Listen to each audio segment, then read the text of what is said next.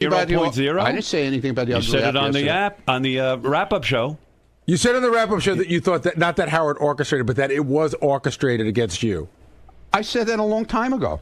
So I didn't have to say it on the wrap-up show. So you think every bit is orchestrated about you? No, I said it back then, dude. He thinks every bit is orchestrated. Ronnie believes that every bit. Yeah, because you know it fucking riles my ass up. I had no idea that you get a 0.0. Whatever, dude. I don't care. How could anybody predict You know what? that? I'm going out in the hall. I'm doing my thing. Yeah, because you can't handle it. Yeah, right. I can't handle it. Howard, can I make a crazy? No, can I make a small these guys point? are full of shit. Somebody tweeted last night that yellow book, Security for Dummies, Yeah, and Ronnie and I retweeted it, Ronnie man. That's my retweeted fucking it. handbook. He said, "This is my handbook. It's That's one of those right. yellow And you know Security what? for Dummies book." Can I It was finish? securities. It was for fucking. What are you getting so close to me It was for for? the fucking stock market. It wasn't even real securities.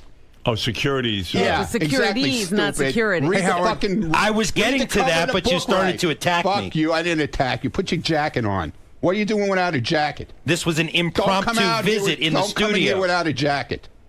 I wasn't planning on coming. God. Well, Can I- don't Howard, come can I in just without make a one small jacket, point? you know? Yeah, sure. You look Okay. like a bum. Ronnie on the wrap-up show yesterday said that they singled him out. I said, well, why would Wolfie single you out? He said, because it's good radio. And I made the point that they profiled Fred and wouldn't He's afraid of Fred. Wouldn't making fun of Fred might kill be him. good radio as well, but they didn't. Your Right. security training has taught you that, Ronnie. They're afraid of Fred. And then he's got an explanation. Well, I mean, you had a meltdown on the wrap-up show. I had no I idea. didn't have a meltdown. You sounded like Lucas. I didn't have any fucking meltdown. You scared Lucas? No, I didn't scare Lucas. You scared small I children. wasn't even yelling. Something's dude. going on because the past week you've been. Yesterday I Don't asked you worry about about your me. new. I asked you about your new car and you jumped down my throat. Oh, it's not your business. He has some kind of new pace car, It's all not your- all painted up. It's not that your my fucking sources business. told me. Your sources told me. and I I- know who your fucking source is. There's one source here that knows about it. Who? So I know who your source is. Who is the source? I'm not revealing You it. don't, because I have multiple sources Yeah, on this multiple one. sources. So talk about your painted up pace car. None of your fucking business. What do you mean a pace It's none car? of your fucking business. Ronnie, what is a pace car? You mean like None at of a your track? fucking business, dude. You're talking about a pace car that keeps at the track? You have a That pace starts the car? race? Don't worry about what I have. Wow. I'm not talking What do about you it. know about We this? break news. This Yeah? is what I'm telling you, What Howard. is it? You don't even know what it is. You I- fucking come to me yesterday and try and pull it out of me, and I won't tell you shit. Because I'm not going to It's give none up of my your fucking source. I'm not going to business. give up everything Fuck I your know. source. That Fuck you have him. some crazy Fuck your colored, source. painted up Yeah, crazy. No. pace car Yeah, I had in it your painted garage. like that, right? You stupid ass motherfucker. Well, then explain what it is. Why are you? I'm not explaining anything to you, man. I don't have to. Are you now an owner of a pace car? Don't worry what I am. What do you mean? I'm asking you as I'm a not friend. telling you. I'll tell you off the air. I don't have to tell you anything on the air anymore. Wow. Wow, And then you threatened me yesterday with the block party. Oh, you want to be part of the show? Or you want your block party? Is that Then a you better- threat? Then you better talk. Is that a threat? Yeah. 'cause No, I never you're said that. basically Did I telling say me that, Gary? If I'm not part of the if I don't. No, I never if I'm not told you. oh, Again, yes, you're you did. paranoid. Yeah, I'm I said to paranoid. you, if like you tell Lisa G, you want to be part of the show, and then sometimes you don't want to be part of the I'm show. part of the show Either all you're the time. in or Don't you're fucking out. tell me that, But man. you can't talk I've to taken you. more shit around No this one can fucking talk to place. you anymore. Between me and Gary, we took more shit in this place than anybody else. Well, Gary takes Gary's more not shit. on your side. I don't Gary- care if Gary's on my side. I'm just I asked making, Gary about I'm his making, disgusting I'm making toe. A statement. I'm making a statement. I asked Gary about his disgusting toe. He doesn't freak out. I'm not freaking out. I don't have to You tell my are fucking freaking personal out. business. You're okay? freaking out. I'm not freaking Someone out. asked you about your car and you're freaking out? Because he's an idiot. What is it? What is it? Why is there? Why- a why the personal why attacks? Why is there a story in that? So you're calling me an Because I idiot? bought a fucking car. Why is So there you're a story calling me in an that? idiot? I asked you about it too. What? I asked you too. What's a pace car? I don't wanna I'm talk. not gonna- So I'm an idiot too then, I guess. You're calling me an idiot. Whatever. Thanks. Nice. Call me an idiot. Yeah, I mean, these personal attacks Idiot. are really Look, unwarranted. The things you fucking called me over the past fucking I haven't 2 said years? anything. Oh, please. You put me Then- down like I'm a fucking piece of shit on the street. Yesterday I didn't you put always you down put for a me minute. down, man. You love it. When you did love I put, doing it. Name something where I put you down. You just called me an idiot. So what do you? Whatever, dude. Because you don't have an example. I have plenty of I've examples. only treated you nicely. I have plenty of examples. No, you don't. Name one. I have plenty of examples. Give me an example. You're always fucking making fun with the security thing. I didn't say anything. Always. The guy man. profiled you. you. Put me down constantly. The guy profiled you. My security guy is fucking half the size of me. I never made a height how joke. do I have a fucking guy like that with me? Did I make the height jokes? Dude, I've heard it a million times. I don't know. No, I don't I've heard make it the a height million times, jokes. dude. I mean, everybody I've else heard it does. a million times All from right. you. Everyone around here does. You don't hear it from me. Yeah, okay. I'm paying you and hiring you, and you're saying And I'm putting you down. you're making fun of me, too, all at the same time. No, I'm not. It makes no sense, I but never okay. made height jokes. That's why I'm here. Go find one. Go find a height joke. I found him. Ever since we had the I roast. can't believe he's this sensitive. I'm very You should have heard him on the Robin. wrap-up show. He sounded like Very a crazy sensitive. man. Yeah, I'm a lunatic. You sound like a lunatic. A crazy Guy asked you man. about the car. No, fuck him. I don't have to fucking answer him. What the hell is Do this? you hate everyone here who asks What's you it? questions? No. It's not like I asked you some incriminating question. Here, let me show you how he does it. Let me have this. That doesn't work. He walked. I don't. No. Oh, okay, I go. just want to a little demonstration. Ronnie's holding a microphone. Okay. He wants a. This is radio, He Ronnie. walks up to you and he sticks this in your fucking mouth like this. He Go goes, ahead. Well, that's what's this I hear about this new car you got? Right. So what'd you say? Mind your business. It's none of your business. No, actually, you said something much more profane than that. Like what? Get the fuck out of my face. I don't have to tell you about my car. Yeah, exactly. Why can't you just say? Do I ask you about your car? Ronnie, why can't you just say I don't feel like talking about it? I do. That doesn't work with him. You just say, excuse me, I don't want to talk about Doesn't work with him. No, I stay on it And he because stays on it with that thing. He sticks it in your mouth. if like it's an issue, like it's somebody's cock. if it's Right. an issue that people back there are talking about, I heard you, moron. If this is an issue that people back I there sure are hope you heard talking me. about, then I am Right, entitled you're a to ask newsman. him about it. He's the newsman. He's got to ask. It's not news. It is Why- true. it's You not got a news. pace car? People It's not back news. there Why are are you talking embarrassed? I'm about not this. embarrassed. Why won't you talk about I your ain't pace fucking car? embarrassed. Why won't you talk about your pace car? It's a great fucking car. It's a So collector's tell item, us about okay? it. No, I don't want to tell you about it because it's the way you handle it. When you walk up to somebody and say, "Hey, listen, hey Ronnie, you know, I just heard something from somebody that you got this really cool car." No, instead you walk up and shove this cock in my mouth and go, Cock? When did it become a cock? "He loves." Do you think it looks like a cock to you? And you think That's well, right, and he's tempting me with his cock. That's his cock. This So is you his want me to cock. get another microphone that isn't a phallic symbol? Is that what you're I saying? talk to Lisa all the time. She doesn't walk around with that thing. But you stick it in Well, everybody's that's because mouth. you have ulterior motives. So with what Lisa. is this? You bought a pace car. Do you go to the track with it? No. And what, you drive it around town? It's a car. It's a regular car, but what does it have? Stickers all over it? It doesn't have stickers all over it. What does it say on it? How does one distinguish that it's a pace car? Because it says it. It says pace car. Indianapolis 500 pace car. Now, this is a car that you drive around in every day? No, when I feel like taking it out. Is this in addition to your other cars? Or Yeah. It is? Yeah. It's a And- collector's item. It has collector's insurance on it, everything. Now, what's It's not so like special it's about a pace car in the sense that it's... They only made 500 of them in that year. And why do you like this so much? Because pace I car? like cars, okay? Do you feel that people... You like your things, Yeah. I like cars. Do people that feel... bothered you too, I know that. No, I'm asking... I didn't do anything. I'm You were just doing so asking good, you. Ronnie, up Yeah. until that. Do you feel people will no, think you're... I feel shit coming on. No, you know? I'm asking you- paranoid, But remember? let it come on. Don't just Yeah. anticipate I it. said, do you feel people will think you're in the race car business if No, you drive I don't a know. pace I don't car? care what they think. But doesn't it appear that you're in the race car business? No, absolutely not. That's it. That's the only question I good. had. Good. Do you wear a jumpsuit when Yeah, I wear a jumpsuit. Yeah, I wear a jumpsuit, a crash helmet, A helmet racing with, gloves. with a microphone. I don't so know I'm in anything contact about- with my pit crew. I don't know. Is this common that people drive around in pace cars? No, Yeah, it's they make 500 of them. It's a collector's item. People like to buy them because they're really into the. I'm like Jay Leno. You know, I collect cars. It's Why a do you- replica of the car that was actually used maybe that year. Oh, it's a replica. Yeah, it's not. It wasn't actually used at the Indianapolis 500. They made Right. 500 of them. I see. And it's a special thing to walk It's a around special with a pace edition car. Right. And it says pace car on it? Yes. Yeah. And then people will look at It you. has- Yeah, it draws a lot of attention when you're driving it down so the street. that bothers you too. Your hair draws a lot of attention too. You know that, right? Your hair? Yeah, his hair. He's got this whole thing going on. He won't admit he dyes his hair. Do you Everybody, dye your everybody hair? knows it, but okay. Ronnie, he's just trying to push my buttons. No, Do you dye your Let hair? me tell You like to push my unequivocally fucking do buttons, not. too. I unequivocally do not You dye like my pushing hair. my fucking And it- buttons, Mr. M26. And- says look he how doesn't. defensive he gets. Look how gray it His is on the eyes side. There's no gray. Your fucking eyes are popping out of your fucking Look head. how gray it is on the sides. Okay, if I Yeah, you leave a dyed little it, bit. That's the whole idea. Look You at are my not gonna mustache. rile me up, Ronnie. Look at my If- mustache. Look at all the gray I leave in it. You're scaring me with your laugh and the fact you're so close. Listen to me. If I use the product that you claim I use, You don't like that I'm close? How about when you stick that black thing in my mouth? Huh? Excuse me? If I used hair color, it would be a much Yeah. better color.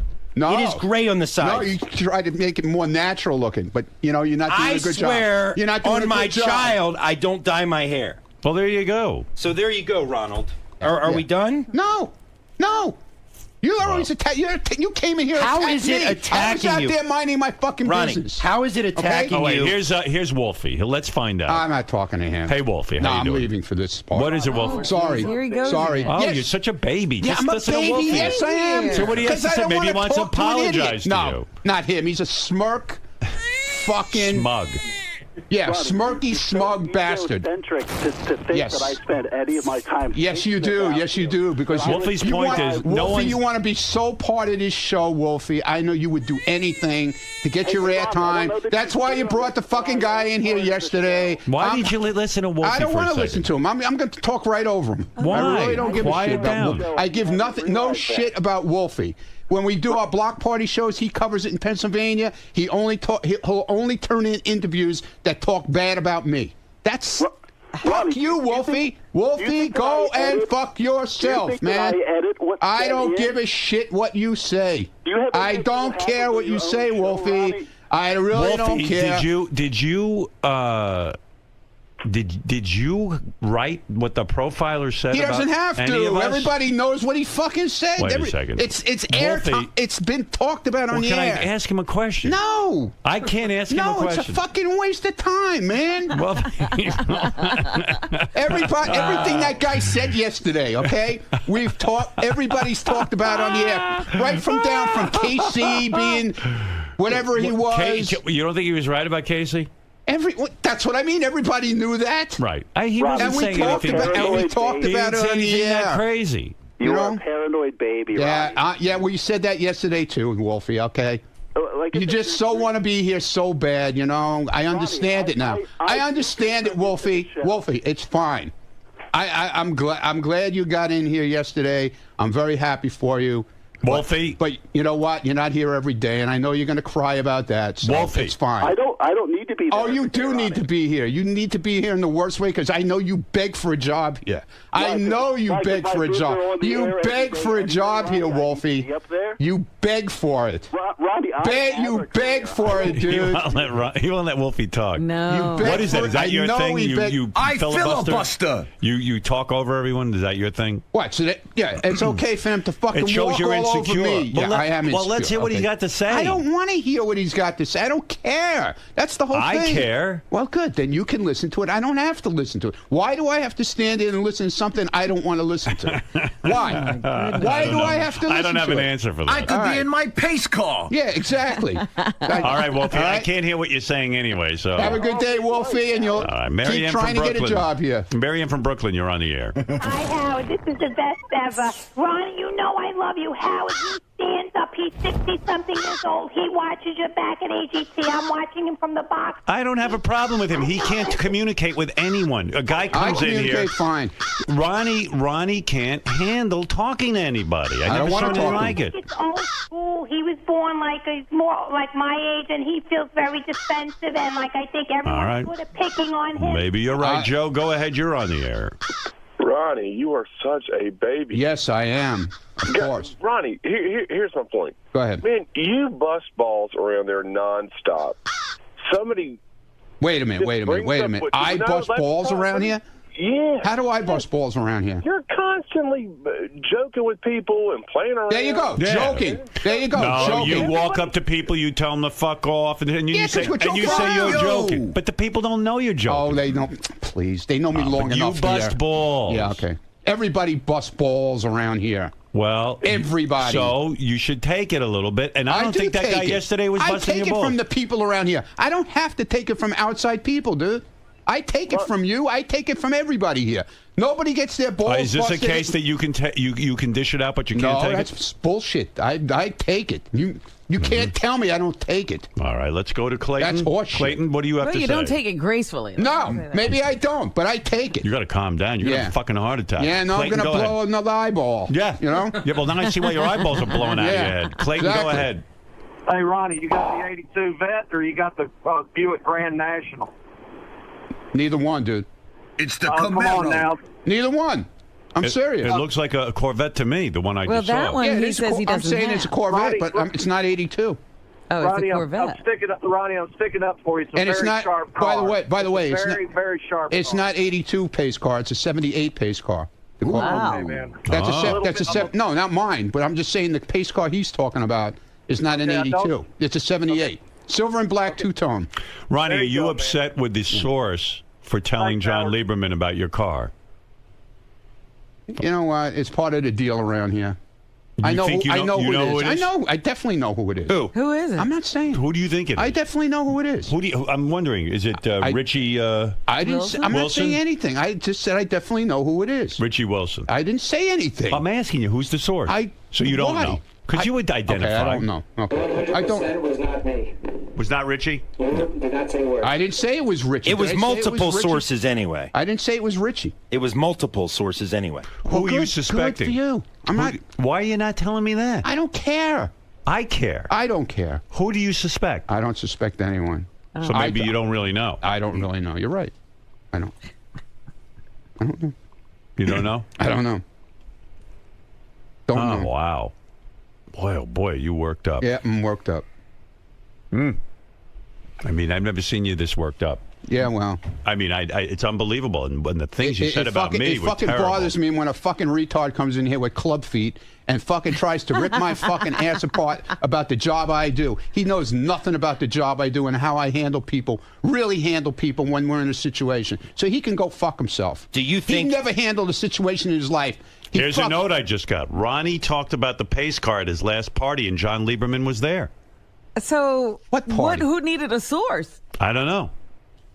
I actually don't remember hearing so about maybe it I there. did talk about it that day. That's Whatever. what I'm saying. He's my source. Let me see. What Let is me that? see if that's the right picture, Gary. Is that Ronnie's pace car? Let me Is that see it. Is that your pace car? Let me see it. Pace car. Absolutely not. Absolutely not. Absolutely not. Nope. Can you imagine him driving around in his pace car? How often do you do that? I'd like to see that. When the sun shines. Yeah, when tonight's doesn't day, take you it out. take It'll it come out. out in the rain or it'll never come out in the rain or the snow. Do you drive it at high speeds? No, absolutely not. When do you? How fast can your pace car go?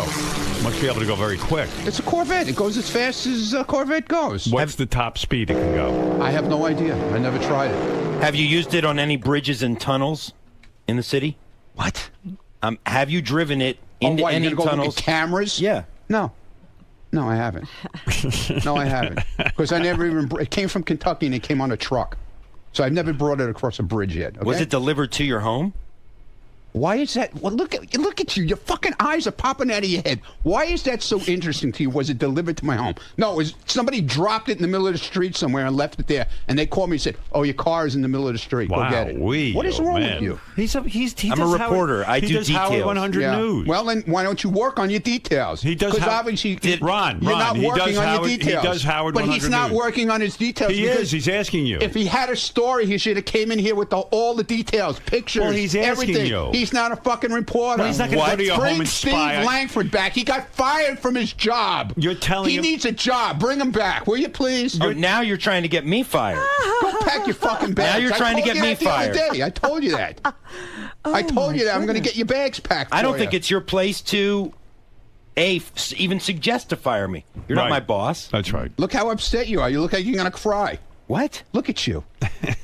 Look at you. You're all upset.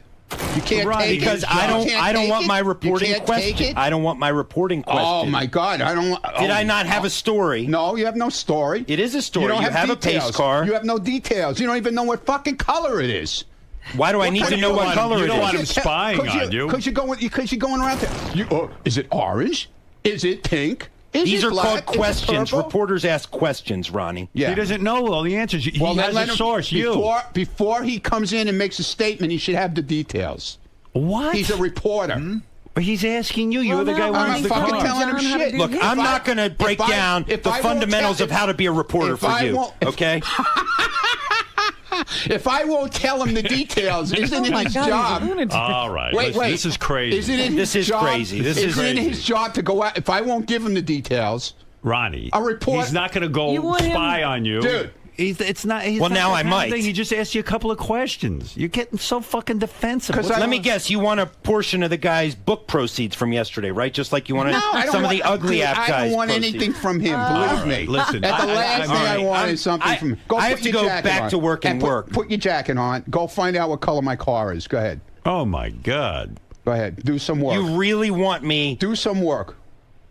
Go ahead. Sounds like a challenge. Guess you'll have to break into my garage then, and then you'll go to jail. There are other ways. You'll go to jail. There are other ways. You'll go to jail.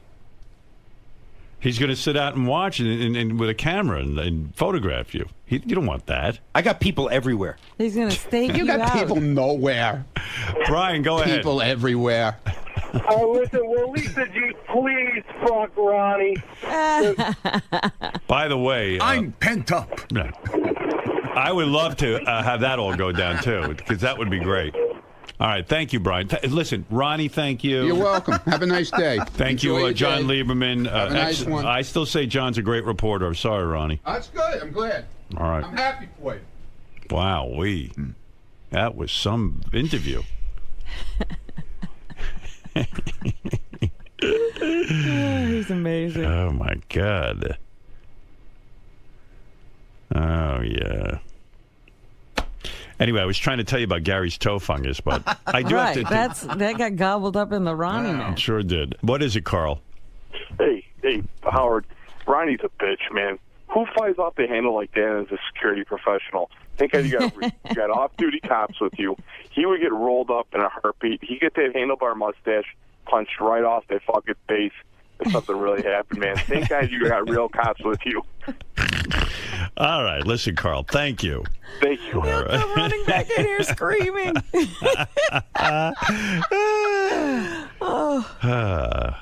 What is it, Gary? That's the car. Oh, that's Ronnie's car? It's got more than a decal on it. Oh, my God. It's a whole those thing. cars are really painted up. Official pace car, and then it's got Corvette written across the glass. Because I forget what Everything kind of but car it Ronnie's is. name is on the car. Yeah. Fred, you were into cars. Do you understand this at all? I don't get the whole Indy car thing at all. Right. I mean, I think it kind of looks retarded. You think it's silly for a guy that age to be driving around? And he's got that in his garage now. I know. It's kind of like, it's like an adult version of like a Power Ranger or something. What does a thing like that cost? Is that an expensive? It's funny. Piece of change. It is because they probably get you when it comes out. I don't know the collectability on those cars, to be perfectly frank with you, but some of them don't necessarily go for any more than a regular. I think there's collectability because it's 1 of 500. So if you can find someone who's interested in it, then they probably Right, it has to be the same kind of. But the only thing I think that makes it interest distinctive that Ronnie has. are the decals. Yeah, but I wouldn't want to drive around with stuff written all over my car. But I don't even want to have like a vanity plate. Right. But And he the likes whole that. thing is when you drive around in a car like that, everybody's looking at it, wondering what it is. Well, also, you're driving around and people are assuming you're something tied in with the race car community, Well, right? sometimes you don't even, because I always see, guys with race cars on a flatbed as they're coming to and from races, and everybody on the road is looking at the car. Right. Well, Ronnie will be driving this thing, so everybody will be looking at Ronnie. That's And what won't he they wants. assume he's a race car driver of some kind? Well, when you look at him, I'm racing in the HOV you're sure lane. that's not the case. Right. No, but I mean, it's sort of like if I... It assumes involvement. It's like if I wore a David Letterman jacket, you would think that I worked on the David Letterman show, right? Right. But and then like people would walk up and go, "Oh, what do you do on the David Letterman show?" I go, "I don't do that. I like the jacket." That's a perfect example because you could buy those in the gift shop next to Letterman. Right. Right, but I don't think Tony Stewart is driving around in a pace car. That's what I mean. Probably like that would be like me driving around in I don't know. A milk truck. Yeah, I mean... Are you a milkman? You're a milkman, aren't you? I just worship milkmen. Your information. Yeah. I am like a brony with a Corvette. Is that the car? For your information, okay? Is this the car? Tony Stewart owns a bunch of cars like that. He does? He collects He doesn't them. drive around in them. Yes, he does. But he's a race driver. But he Yeah, but belongs in one of those. Yeah. That's what he does for a living. He What do tells you have to you do? that, Ronnie. What are you talking about? In other words, let's say I like the milkman industry, and I drove around in a milk truck. Why is this such a... Or one of those ice cream trucks. I love the ice cream. Why do you buy every new phone Do you that sell comes out? Mr. Why do you Softy? buy every I buy a new phone because I want to be up on the latest technology. And it also works. Like, okay? This is something I like. And that bothers you, too. See, I don't get that either. No, I'm trying to understand No, it that. bothers you. It doesn't bother because me. you're making fun. You're making fun of it. I'm not. I'm asking. You are. You're making fucking fun of it. You assume it bothers you. You assume asking a question. You owned the Corvette for 3 days and you got rid of it because it's not your thing. Right. This is my thing. I like cars. I'm sorry it bothers you so much. All right. Fair enough. Thank you, sir. You can't have a conversation with him. You can't because it's unfair, dude. It's unfair to talk to you. I could do this all day. You attack my character. You attack my height. You attack my job, and now you attack my car. You've gone too far. You know what it reminds me of? Imus wears cowboy outfits, but he's not a cowboy. Right. But he likes it. He walks around in that duster, and you expect him to pull a 6-gun on you. Yeah, you think it's like Clint Eastwood from a spaghetti western, and like Imus walks around in that cowboy hat, get up, and you go, well, like if you didn't know who he was, you'd say, "Oh, sir, what ranch do you work on?" And what rodeo do you ride? Right. Yeah. Are you a rodeo rider? Are you with the rodeo? And he'd go, "No, what are you talking about? Don't say that to me." I just walk around like this. Right. And Ronnie walks around like a race car driver. All right, listen, I'd love Sometimes Ronnie. I put on a dress and pretend to be Danica Patrick. Ron. Yeah. Why react this way to stories? I mean, you're only perpetuating the story. You're only keeping Scott's trying to figure out my car. Forget it. You figured it out, he says. Yeah, what is it? 95. Well, anything's possible. Fair enough. Ron. Yeah. Why keep a story moving like this? Yeah, now, see, Lieberman will run in there now because somebody else did the work for him. I don't give out any. Somebody else did the work for him now. He'll go in and say to Scott, could you print me out a picture of the 95 now? Good. He came in to me with it. Yeah, but I'm saying Lieberman didn't do that. That's his job to do. Not somebody who works in the office back here. Ronnie. Why act so closely guarded about the story? Why not just own up to it, give your information, and move on? I mean, you know Why how should I? Because you know how things work around here. You're making it. Business. You're making it worse. It's not his fucking business. You're making it worse, I have Ron. people out here. Get the fuck out of here. I have a job to do. John, why do you think this has set him off so much? I mean, what's going on with Ronnie? Ronnie has been irked lately about a number of things. I think the psychological profile yesterday, whenever anybody pokes at his lifestyle or how he chooses to live his life, he goes off. And then whatever comes subsequent to that, he then goes off. So I happen to be in the wrong place at the wrong time when I asked him about the car yesterday. And a reporter's job is to probe. We ask questions to find out the truth. So I knew, Ronnie confirmed that he got a pace car. I didn't know all the details, but I knew the way to get the details was to bring it up on the air with Howard. And look, now we have the details. We have the year, we have the make, so Ronnie is just angry. I mean, that's no breaking news. All right, Robin, it's time to hear from John Hine. Johnny boy, come on in, pal, and tell us what's going to be on the wrap-up show. Wrap-up show has been on fire. Lest anyone think it's been not on fire, you're wrong, because yesterday's show with it is Ronnie Mund going at it. It was unbelievable yesterday. Yeah.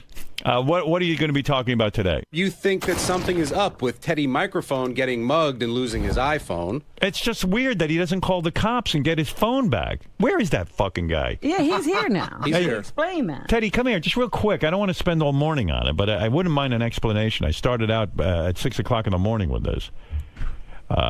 Teddy. I did go. I went yesterday. Oh, you went to the police, but why would you wait? I mean, well, no. I couldn't go that night. Is your drinking out of control? No, what? It's average. Do you and your wife get just fucking slammed? Well, everybody gets pretty slammed in our circle. How many drinks did you have? I don't know, like umpteen. Are you that umpteen? Are you that fucking bummed out about your life? No, not at all.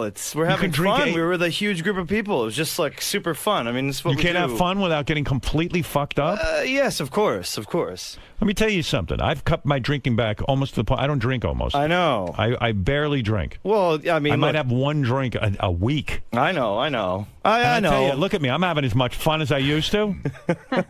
Are you blacking out? I was browned out, I'd say. What does that that mean? That's a little less than What's blackout. going on with you? I You don't young know. guy, you that It was miserable? just a really fun time. I don't know. It was You a think party. that's fun to black out? Yeah, it's not fun to get on a subway afterwards, But So you got Going on the the subway. wrong way and everything. It's just I need to crazy. hear her. You say yes, a pack of hyenas. You say 7 guys. it was took your. it was like National Geographic. They took your. What does that mean? Like the wounded wildebeest and like all the 8 hyenas are nipping at it. Like So you were drunk. You were on the C train. Yeah. And with your wife, and they surrounded you, and they took your iPhone from you. Yeah, I mean, they were all nipping at me, Right. and I was kind of fighting them off. And then one of them, as we were getting back on through the turnstile, one of them got his hand in, grabbed the phone, and Right. he At was some point, gone. you got to give up because who knows what can happen. But I did go to the police yesterday. I mean, I called them But that why that wait night. 2 days? No, 1 day. One and day. I followed the advice of the 911 operator. He's got an iPad, and on the iPad, it tracks where your iPhone is. He knows the exact location. The cop said to him, just you have to file a report, and we'll go get your phone. And you got to jump through their hoops. I mean, they don't. It's Their not like hoops. I mean, it's not like they They can gotta just make sure- go kick down the door. Well, of course, because they got to make sure that you really own the iPhone. Yeah, They can't yeah. just you call them up. They just can't go get it. But for it's you. also a little minutia involved because it was at a train station, so now it falls under the Transit Bureau, and then it's this, and then this, and this. And I went to my local precinct, which is up here. All right. Do you have your iPhone back? No. What, you have an iPad. It tells you exactly where it is. It's still sitting in the same spot where it was. Where are and the police on this? they are now investigating, but investigating. Yeah, You mean you went detectives have been assigned and everything. Yeah, and you gave them the location. Yeah, and they need to, in fact, come and collect my Metro card to double check where I was when I swiped it and all that other stuff. They're By really that time, going deep. the phone's going to be gone. As soon as the battery dies on the phone, you can't track it anymore. Oh, for Christ's sake! Well, I mean, look, I got Well, lucky. look, Teddy wasted several days. He did, but I mean, one day, Rob, one day. It was yesterday afternoon. and the I went reason to the you didn't go to the cops right away because I you called were drunk. 911. It was like 10 o'clock at night, and it was Sunday night, and I just You were wanted too it. beat. Yeah, I was You just were like, I have to get up. You were wasted. The guy's like, the 911 operator was very nice, but they said, "Oh, we'll have to send a car over to your house," and I figured it would take hours. All right, so. well, keep us posted. Look, on I'm that. fine. It was like, we're very lucky. No, We're I know blessed, you're fine. I mean, but you should have your phone back. I'm a little sore here, but that's all right. What, they punched you in the head? I don't know. I don't know what happened. I don't know. Well, of course not. You were so wasted, you blacked out. Yeah. Well, Listen to me, my that friend. concerns me 7-on-1. more than the phone. Listen to me. That you put yourself in danger. I love these people who decide that they can go and be out of their minds and nothing's going to happen to them in a big city. Now Robin's upset with you. I'm sorry, Robin. That's right. You're probably sore from falling down when you were drunk. Yeah, he probably hit his own head. I know. That's why I'm not. I didn't Hey, bring that didn't up. you recently bash Benji on the wrap-up show? No. Yeah. I heard it. What? Benji, you and Teddy having a hard time? No. I've always liked him. I just thought he was real Weasley about it because he bashes me on air and then he comes up and I said, bash him off air, and then I can't come up on there. No, but then you come up to me off air and you said, "Hey, I just made that up because I want to get on air." So I didn't say that. I just said that's my. I'm like, I have to. I have nothing to say here right now. That's my angle. Well, you said you didn't really No, feel but that like way. little things like the shoes, like when you brought up his He's shoes wearing today, high like heels, these little yeah. fucking things that just drive me crazy. Last year He wants to be taller than his with the girlfriend. wig, with the whole Rock of Ages Benji Well, thing, yeah, that- seriously. He tries to draw a line. Eyeliner, but then again, I zoomed out and I stepped out and I said, wait a minute, I've only been here 6 years. There was the Benji who came in African garb. There was Right. the Benji who did this. So maybe that's his thing. And I said, it's not my place to. And then I felt bad that I was just in a grumpy mood and it was, right. I don't know, pre-wedding stress. You've also and all been that critical stuff. of John. You've also but you've also been critical of John Hine. You feel he's too straight-laced for the John show. Hine? Yes, No. John Hine. Isn't that true? No. Yes, it is. No, not at all. Straight-laced. Too straight-laced. In other words, he should be a little He's looser. a straight guy, but no. I mean, I'm not. I don't think he should All be right. looser. You're not critical of him? No. The one thing I did say was when he got the fast food truck, I was like, the guy doesn't eat any condiments, but Okay. that- All right, That was Teddy. everybody's criticism. Keep me posted on that phone. Yes, if and I we're- get the phone back, I'll let you know. But otherwise, the new one's coming out in 6 weeks, so I'm eligible for So an maybe upgrade. you don't even need it. That's Exactly. right. Yeah, let those guys Oh have yeah, it. they can have it. All right, thank you. Later. Concerned about his drinking. Can you think you could stop drinking for 6 months? No. You can't. So you're an Absolutely not. alcoholic. No. What? Are you an alcoholic? No, but That means you are. what do you mean 6 months? Why would I want to? Stop for 6 months because What's in it for me? Health, to show that you're not addicted. Not good enough. Maybe I don't know. I'm going to miss out on a lot of fun. Can you stop for a month? Do you think I you could. could? You sure. could? Do it. But I won't. Show me. I can't. You're an You alcoholic. got to raise the stakes. You're an alcoholic. What do you mean? I mean, you're an alcoholic. No. You can't quit for a month. I can. I can do anything I want. I can do anything I put my mind to. Quit for a month. No. Why? Because why? Because I'm having fun. Having fun. Yeah. Do you have any other kind of fun? Life without booze is not fun. Exactly. I'm not going to lose my arm. And Let's go, baby. All right.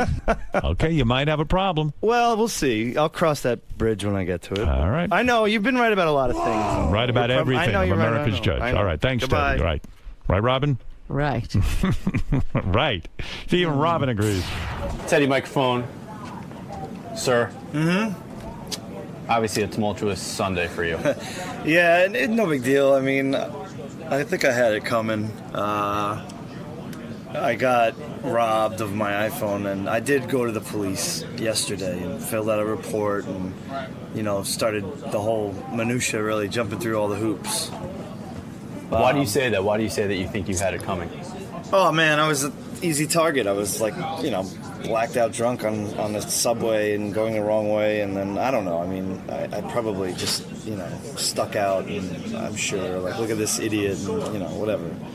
I mean, it could have been a lot worse. They didn't get my wallet or my watch or her engagement ring or anything like that. So it's just a fun. The whole thing's actually rather embarrassing. So, Well, I'm sorry to hear that it happened. It's all right. I'm lucky. I consider we were both very lucky. None of us got hurt. None of us got robbed majorly. So, and they can't rob you of your spirit. That's right. They can't take what's in here. Later. Hey, look who's on the phone. Dale Yeager. You know who he is? Yeah, he's the guy who was here yesterday that Ronnie lost his mind I don't over. want to talk to him. Dale, what's up? Hey, Howard. I'm sorry to bother you, but I heard earlier, I'm listening to the replay of the West Coast show. Yeah. Mm-hmm. And I hear Ronnie making a statement which is absolutely ridiculous and asinine. Which one is that? Well, he made a statement. He goes, well, I've talked to real police officers, and they say they know these guys. They're all book smart. They hear them at the academy. Howard, I've been operational in the field. I'm operational now. I work on cases. I'm in doing interrogations. I'm not a guy who's just some college professor that stands in a room and gives theories. No, I tried to tell Ronnie about that, but he won't listen to me. Ronnie's screaming too loud to listen. And you know what blows my mind is, of all the profiles I did, and I actually did one on Robin, but we didn't get to it, but of all the profiles I did, his was the shortest. Right. And he got the most upset. Yeah, I still don't understand what he got so upset about. I don't either, and that's another thing too. I wanted to clarify. I said that I believed, and again, it's not definitive. I believe that he, in his past, has done swinging because of all the stripper things. Well, swinging is when you have more than one sex partner at a time, 2 people or more. Mm-hmm. I don't think he understood what the definition of that was. I just wanted to clarify that. All right, Dale, fair enough.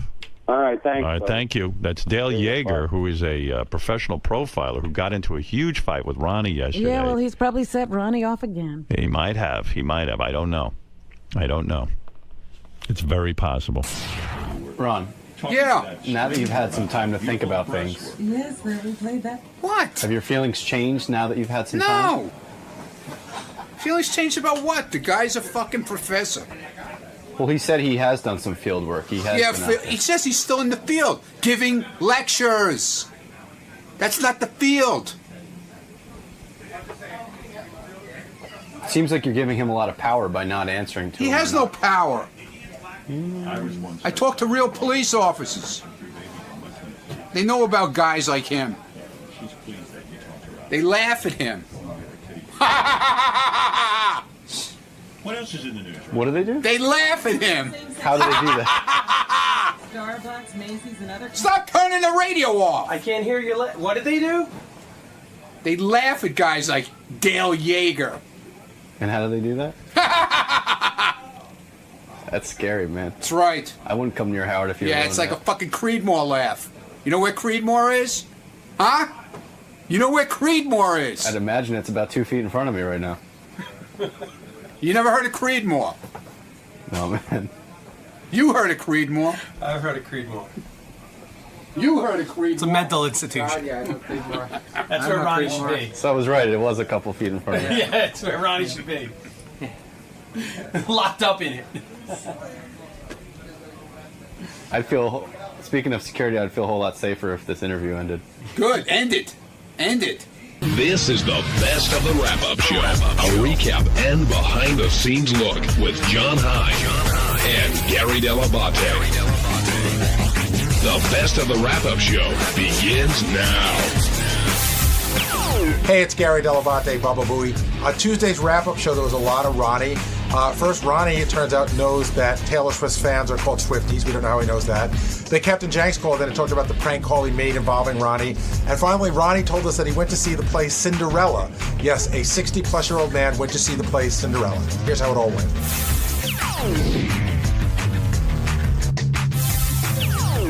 Another argument that we had, sort of, I won't say argument, but discussion we had before the show, and Howard picked up on it during the show, was about Taylor Swift singing along to all the acts. You know, some people felt that she was doing it for camera time. I'd asked JD, but he can't come down here right now. How come? What's he doing? He's in a meeting, but he does feel that way. I'm with as JD. Do you. And I and Steve both feel that she's a young girl who just likes music. I think that when you go to an event like that, where you're really the focus of attention, she's not just anybody going. Agreed. She's the focus of attention.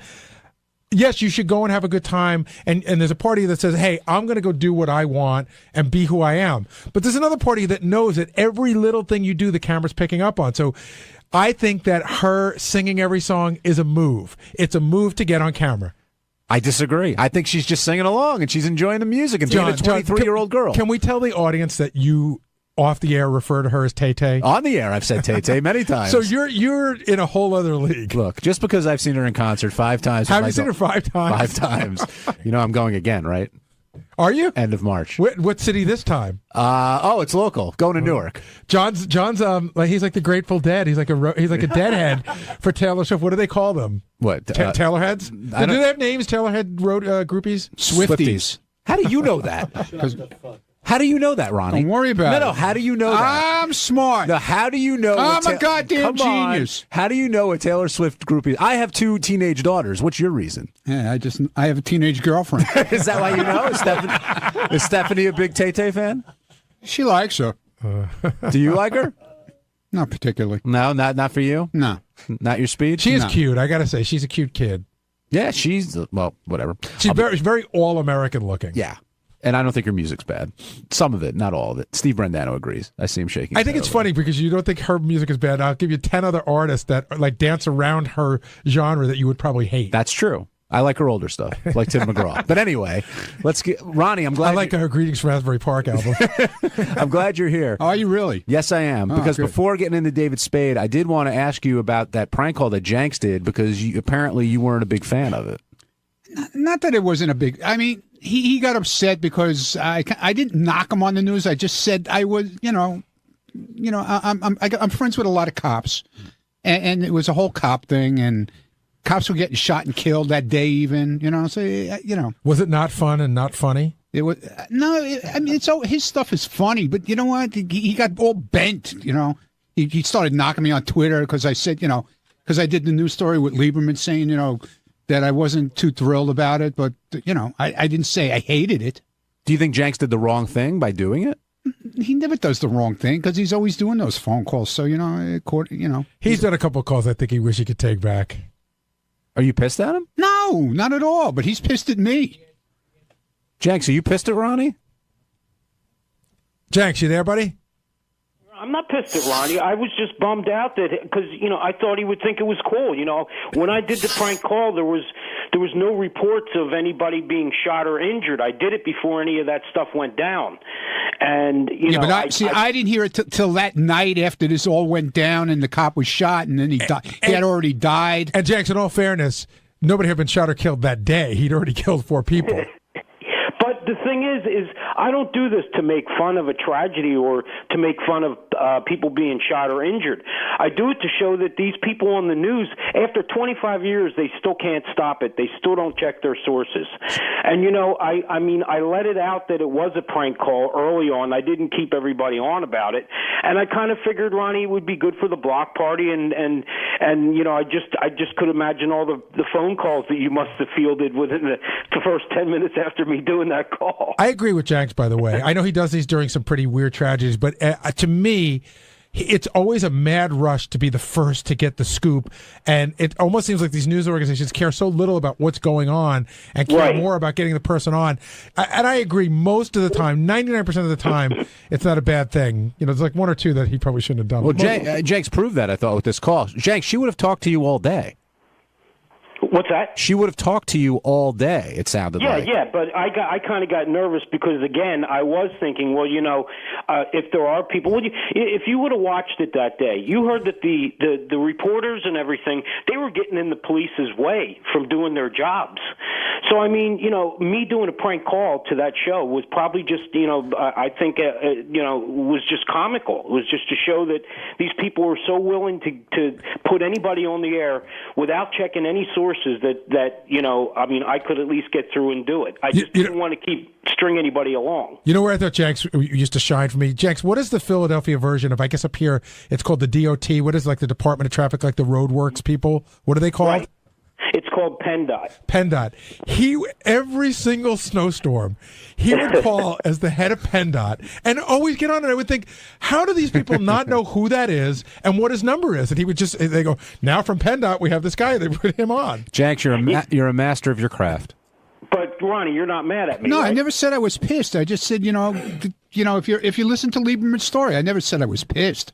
You weren't pleased, though. But I just wanted to make sure you didn't have a problem with me because I'd be bummed out. I was bummed out that you didn't like it.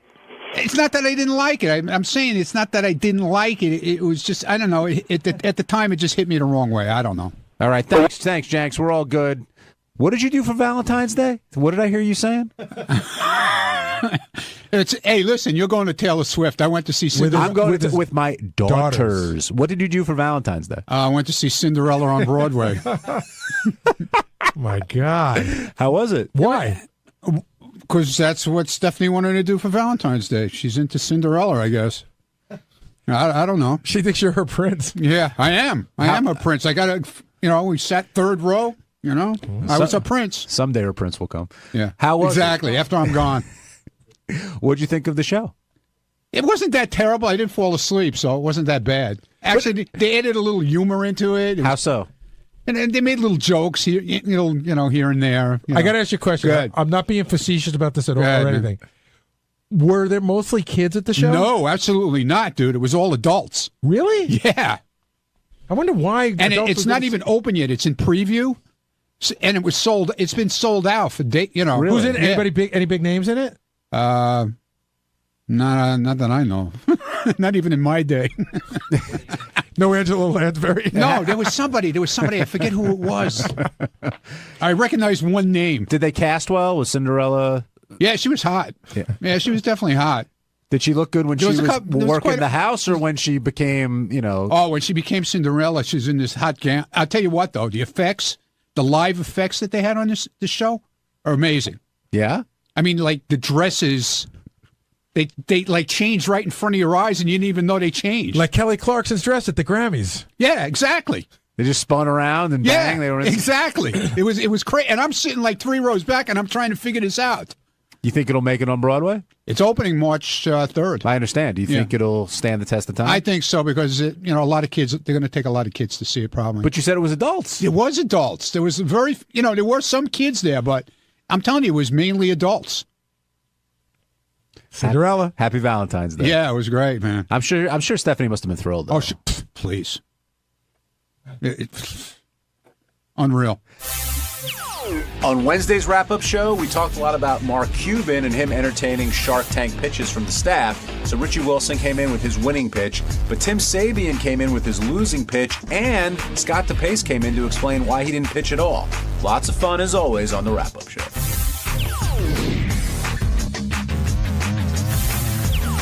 Mark Cuban also came by, and he was a great guest. He was all fired up, a lot of energy, had a lot of fun things to say.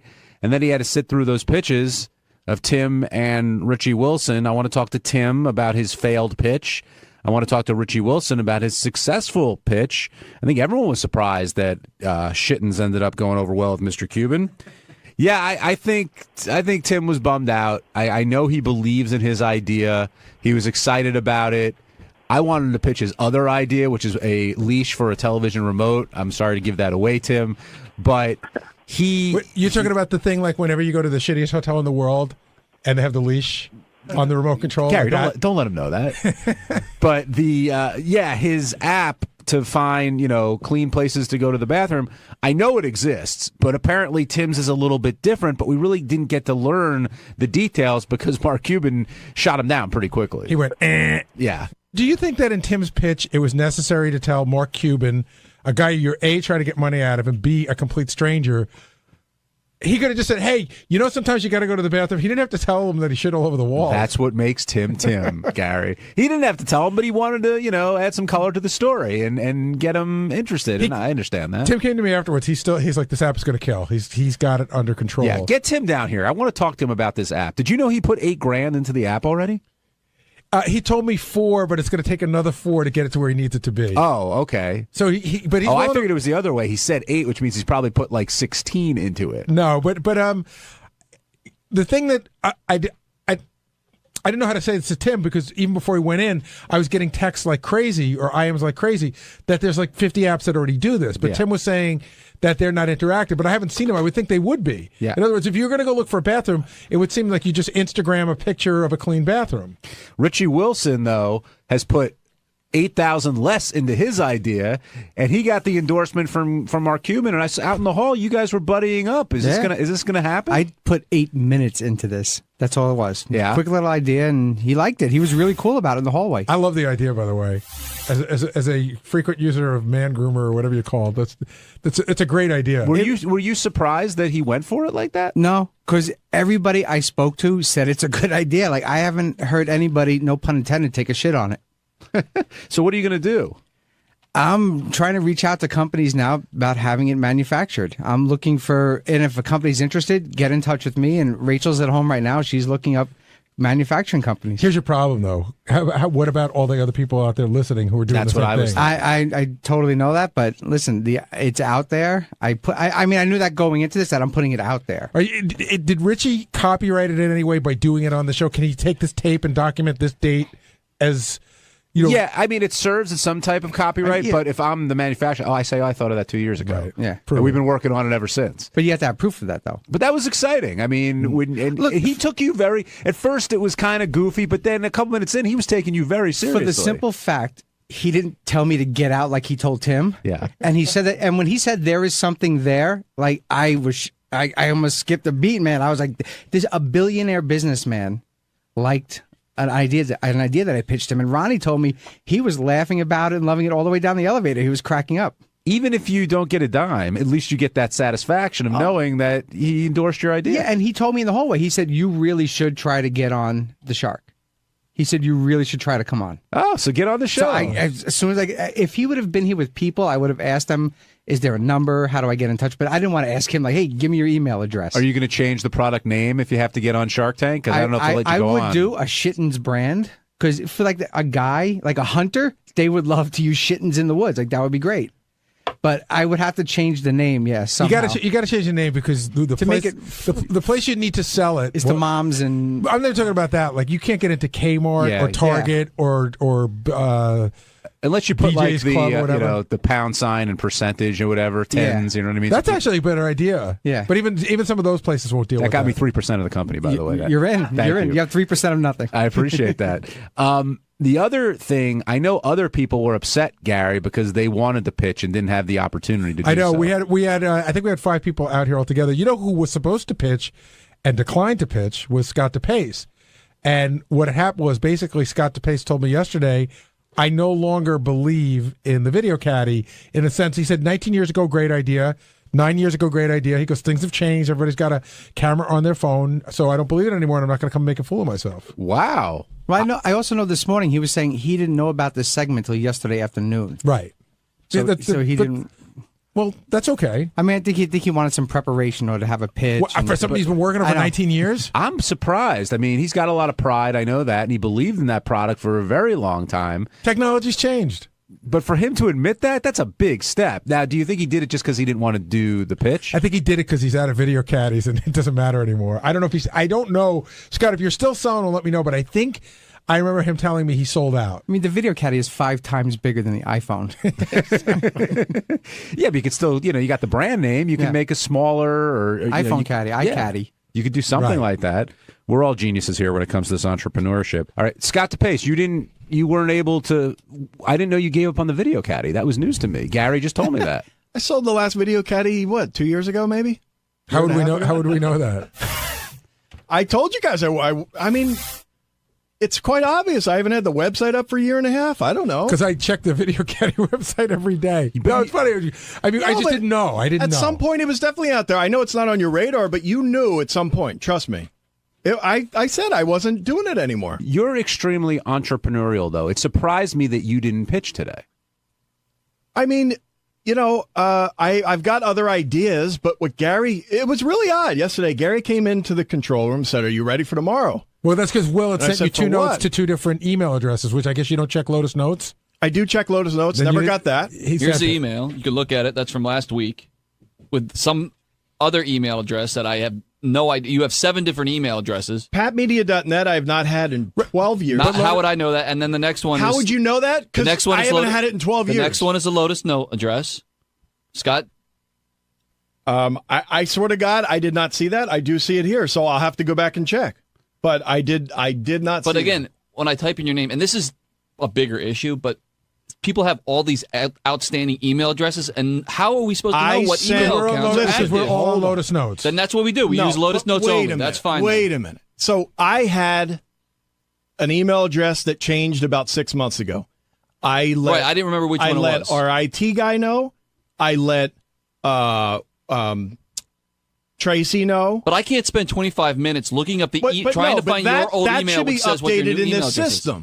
But that's not how it works. You know what? It's a bigger issue. That's actually a Lotus Notes. What else issue, can I do? But anyway, if you had an idea to pitch, would you have pitched something if you had more time? I have plenty of ideas, but I wasn't really prepared. I didn't know exactly what was going to happen. I didn't know whether I needed to have artwork and all this stuff ready to go. If it was just an idea, yeah, I've got ideas, but I didn't think that he was going to take anything seriously today. But he took Rich's idea no, very he didn't. Yes, he did. That idea is horrible. Oh my God, you're so jealous. He totally took that idea serious. Is horrible. It is not. You're not horrible. really going to do it. You're not going to do that stupid Scott, idea. you really don't think he took that idea a tiny bit serious? I think he was on the show and he wanted to sort of, but then why didn't he take Tim's idea serious? I think he did take Tim's idea seriously.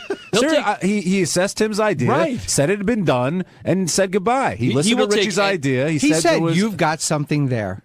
And I don't think he was doing it to be a nice guy. I wouldn't invest $1 in that idea. I mean, you don't have $1 like him to give. A wife would do. You sure I do. A wife would do just as much as a glove. How do you take the glove off? I don't know. To me, but that's the best thing about Shark Tank is they really don't care what the idea is. If it makes money.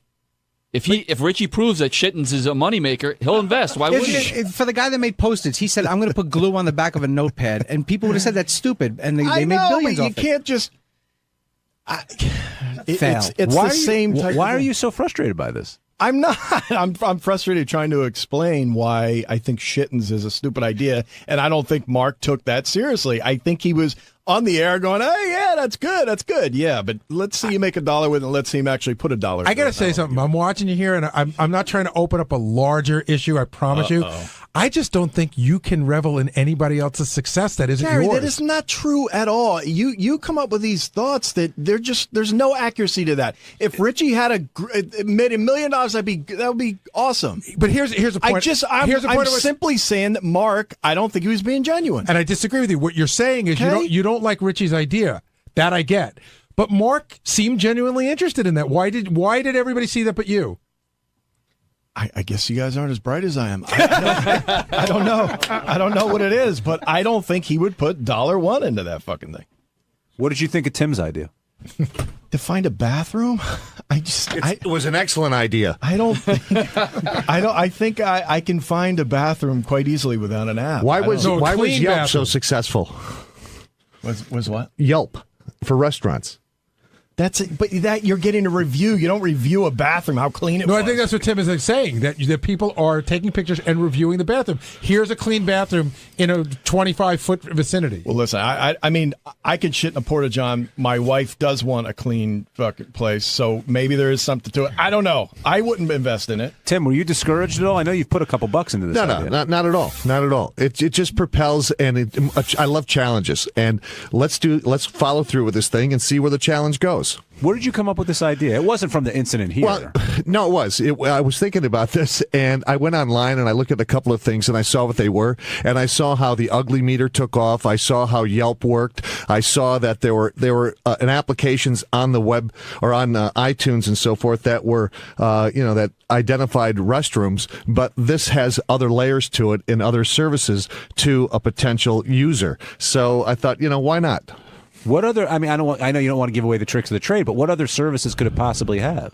Well, there's communication. There's a rating service on it. There's other, community type things where you can participate. There's Wait, how do you participate in the bathroom? Because you tap pictures. your foot and you can find gay guys. Yeah, exactly. Yeah, exactly. So but you take pictures. You upload the pictures. People, it's like a lot like what Yelp is. Scott, what are you making faces for? You think this is a dumb idea? No, it's not. Of course, it's not a dumb idea. I don't know. I don't see. I think it's a really short time to guys just start putting pictures of their junk on there. That too.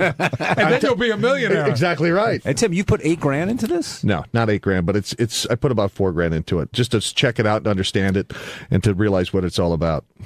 You should talk to me. I've got plenty of good app ideas. How did the video caddy do? Why did you use any of them? Because I'm too ballsy to invest $4,000 like he did. I mean, I'm not ballsy enough. Right. Sorry. Best of the wrap-up show. A recap and behind-the-scenes look with John High and Gary Dell'Abate. The best of the wrap-up show begins now. Hey, what's up? This is Will, and on Monday's wrap-up show, Sal came in to talk about how horrifically bad his relationship with his wife is going. And then I came in to talk about another disaster, and that would be Richard Christie eating my wife's placenta. Check it out.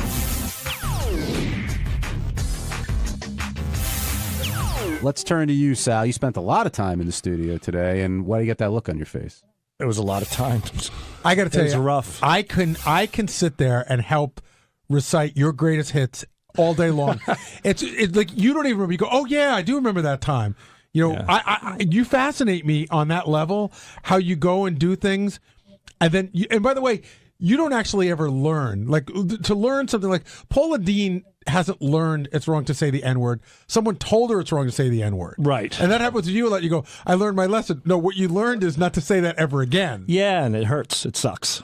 But that's the way life is. Life is a learning experience. I know not to do things anymore that I used to do. And that's just the way it is. Do you consider yourself a defeated man? Because both Howard and Gary say you are. Definitely not. Why? Tell me why you're not. I still have my wife. She still supports me. She still loves me. I have my children. I have my home. I have my friends. I have a healthy family. I have a lot to be grateful for. So you do, but when your wife tells you that her idea of a good day is you not being part of it, doesn't that freak you out a little bit? A good day, a good day without me being a part of it to my wife is a day where I'm not doing something where I'm being the dancing monkey, the laughable jackass. No, but you said you went to your wife and you said, I thought, this could be a little fun, help you rest. And she goes, you know what resting is? What did she say? She said, relaxation is when you leave me alone and I get to relax. And that's when I was asking her for sex. At that moment, she wanted to relax. So It seems like there's a lot of moments she wants to relax. Yeah, so let her relax. It's all good. I mean, there's nothing worse than sympathy sex. Every guy hates this when you're begging and begging, then she finally goes, okay. And then you just feel like a charity case. It's just you feel so pathetic inside. And guys will do a lot for a piece of ass. But at that moment, it's just like, how can I climb on top of you with these feelings? So I eliminated that sympathy sex feeling by just waiting patiently for her to say, let's do something. But you realize for all intents and purposes, you've also eliminated sex. That's the consequence of this new thing that I'm doing, yes, unfortunately. How long do you wait? I just wait. No, but how long does it take typically? Well, it's just when she's in the mood. That's primarily it. It's, it could be once every 2 weeks. It could be once a month. But when it's there, at least it's genuine. And do you think it's because of the kids and the dog, you just don't have time, or do you think she doesn't really want to have sex with you? I think it's because of everything else. It's because she has a busy day with the children, with the dog, with the shopping, with the laundry, with keeping the house clean. She does a lot. She's on the PTA. So, when she's ready for me, she's ready for me. And you know what? It's believe it or not, it's fine by me. It's okay. Why did you have such a tough time coming up with your favorite sexual position? When you walked in, you said you really didn't have one. I didn't, but the one that I want is the one. That one that I'm looking forward to is the one that I would consider my favorite. When I see that on the web, I would love to do that. And how do you sell that to Christine? You don't. It doesn't even come close. It doesn't happen. Does she probably even know what it is? I wouldn't even explain. Would it. you show it to her, or can you show porn to your wife, or is that disgusting? She'd show me the phone, and then she'd show me the yellow pages, and then she'd show me attorneys in the yellow pages.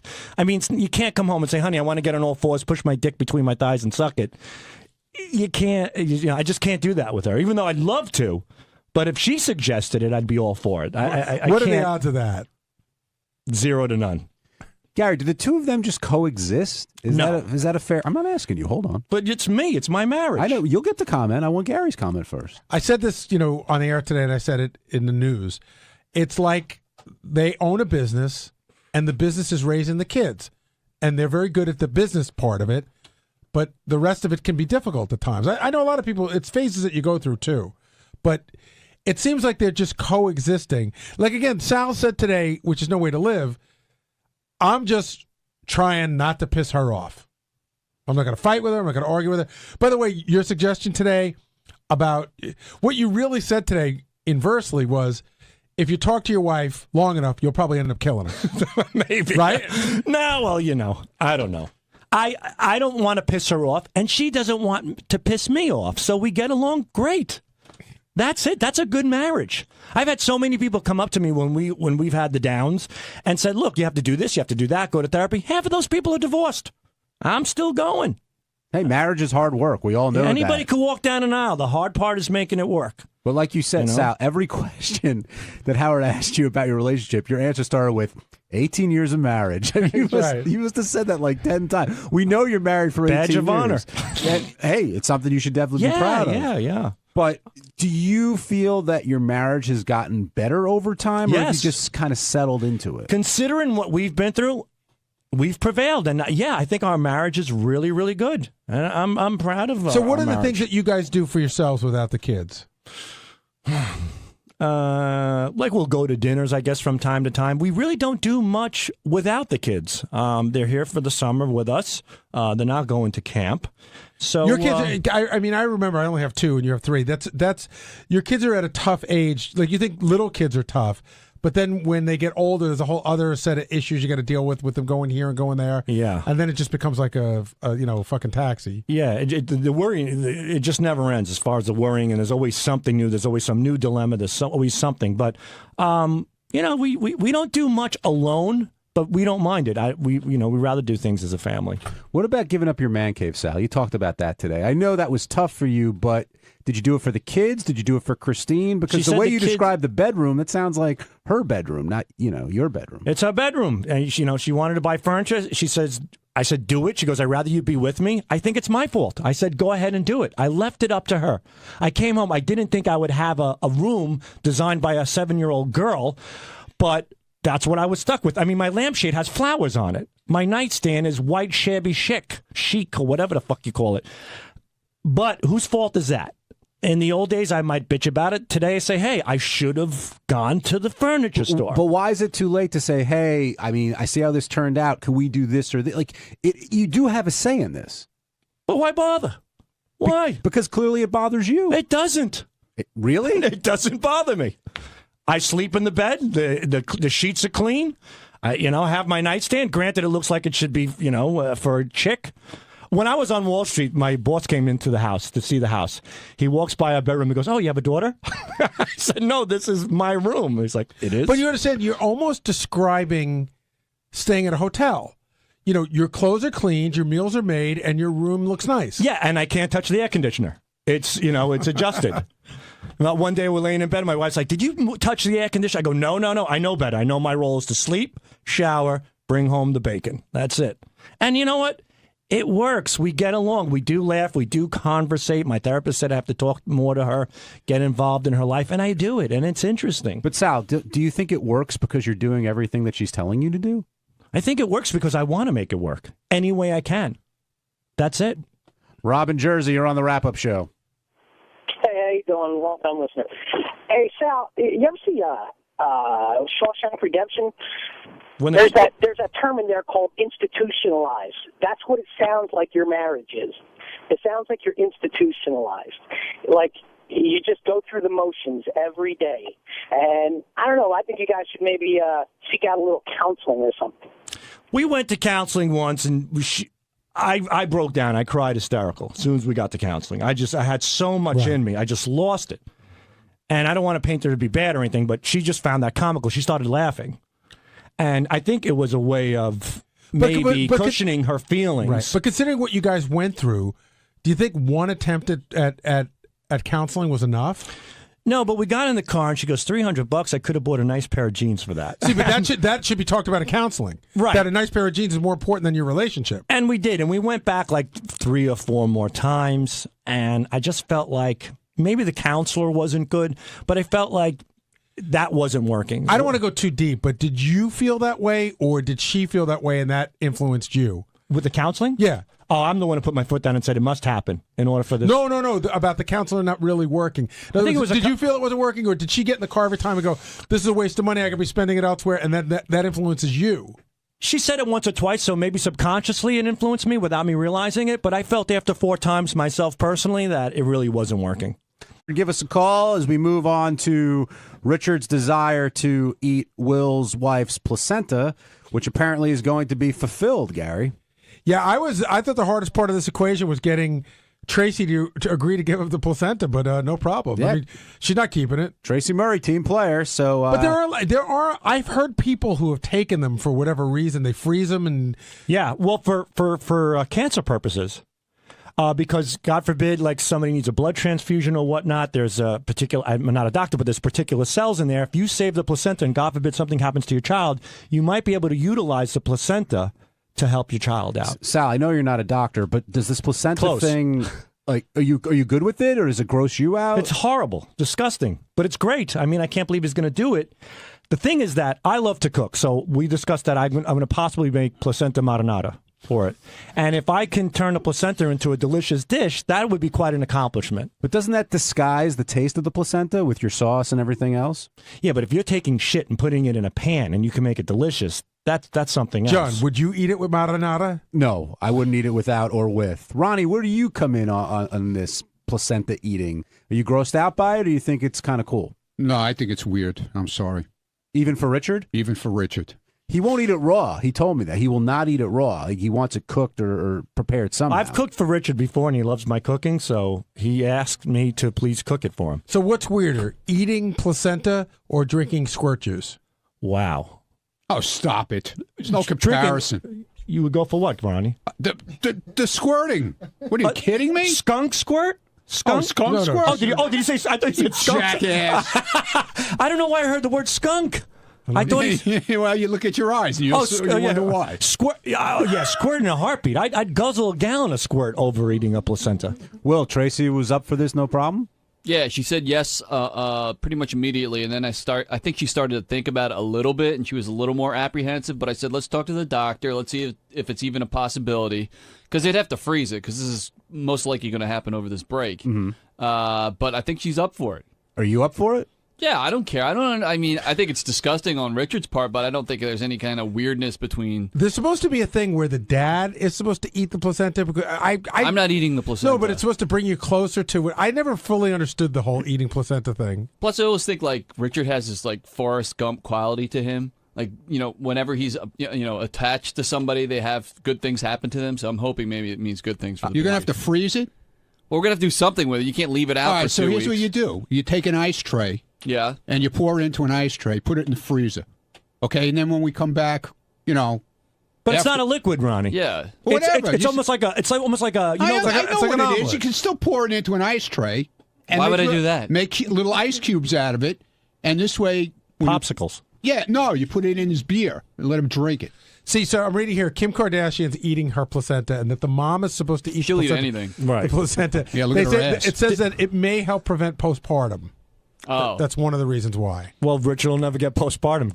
That's great. Right. The That's other thing added that benefit. And it also helps the mammary cells to make milk, which would be great if Richard starts to squirt milk. The other thing that Richard said, though, which really took me aback, was he said he'd have his pinky cut off. What a nut. For what? For the show.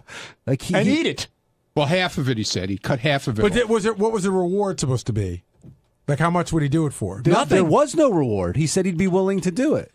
That's illegal, right? We can't cut off his pinky, can we? If it's an accident. Sal, even you find that That's strange. crazy. But he would do it. He would cut off his own pinky. He loves to entertain himself. Anything. Yeah. He really is up for anything. I would have to think that that given, if we said, okay, go cut off your pinky, he'd have to give that another thought. I think he did already in the back room with me for a little bit. He's like, I'm not sure about that pinky one, buddy. I guess for a couple of bucks, I guess I'd do it. Gary, how'd it feel to break out the trumpet once again? I was surprised I was able to get anything to come out of it. That was great. Usually I have to exercise my lip. All right, what's worse, Ronnie? Would you suck Gary's mouthpiece after blowing into that trumpet, or eat a placenta? I'd suck the mouthpiece. Ooh. We might have a game here. And I get that. Listen, you go to a bar, you make out with a chick, you don't know where she's been. Yeah, but her mouth doesn't smell like an asshole. And not that yours does. Not that saying, yours does. But the tips of these instruments, you've smelled them before. I mean, they're horrible. Well, you clean them. I haven't cleaned them. Remember your Halloween mask, how it would just smell like a rotten old twat, like it's on your face all Thanks day? for listening, everybody, to Wrap Up. On Tuesday's wrap-up show, I went in to talk about how we should freeze the placenta and make it into ice cubes or meatballs or whatever you want to do with it, and drop it into his either his soda, his beer, Richard's beer, and let him drink it. And I also dropped some cool sex stories that I talked about, so you got to check it out.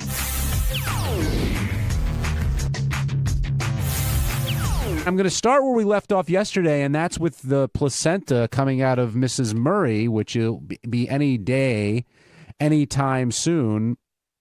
And everyone seems to have these plans for the placenta. Will said his wife is totally okay with it, and Sal wants to do placenta marinara. Marinata? No, marinara. Clearly, I'm not the Italian. And Ronnie wants to go with the ice cube theory. And Gary, in the intro, I was saying I still don't understand what Ronnie is planning to do with this or where that thought even came from. Okay, even if you think that placenta is a liquid, which it's not, why would you put it in ice cube form? But I think, for starters, I think Ronnie thinks it's a liquid. I wonder if he knows what the placenta actually is.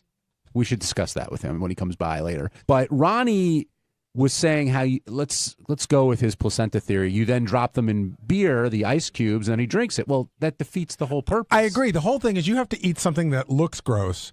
It's like when they give you that stuff on Survivor, or Fear Factor. You don't take cow balls and put it in a blender and put it in a drink. You want to have somebody chewing a ball. Yeah, and no condiments. I mean, you got to take it straight. No marinara. Thank you for saying that again. When the issue of placenta came up with you and your wife's birth, there was no, I would say right now the issue never came up. Because? What issue is there? In other words, my wife had a baby. We never discussed anything. The placenta, the only way that word came up was it was something that was going to come out after the baby. So you don't believe in the wife eating it and all that?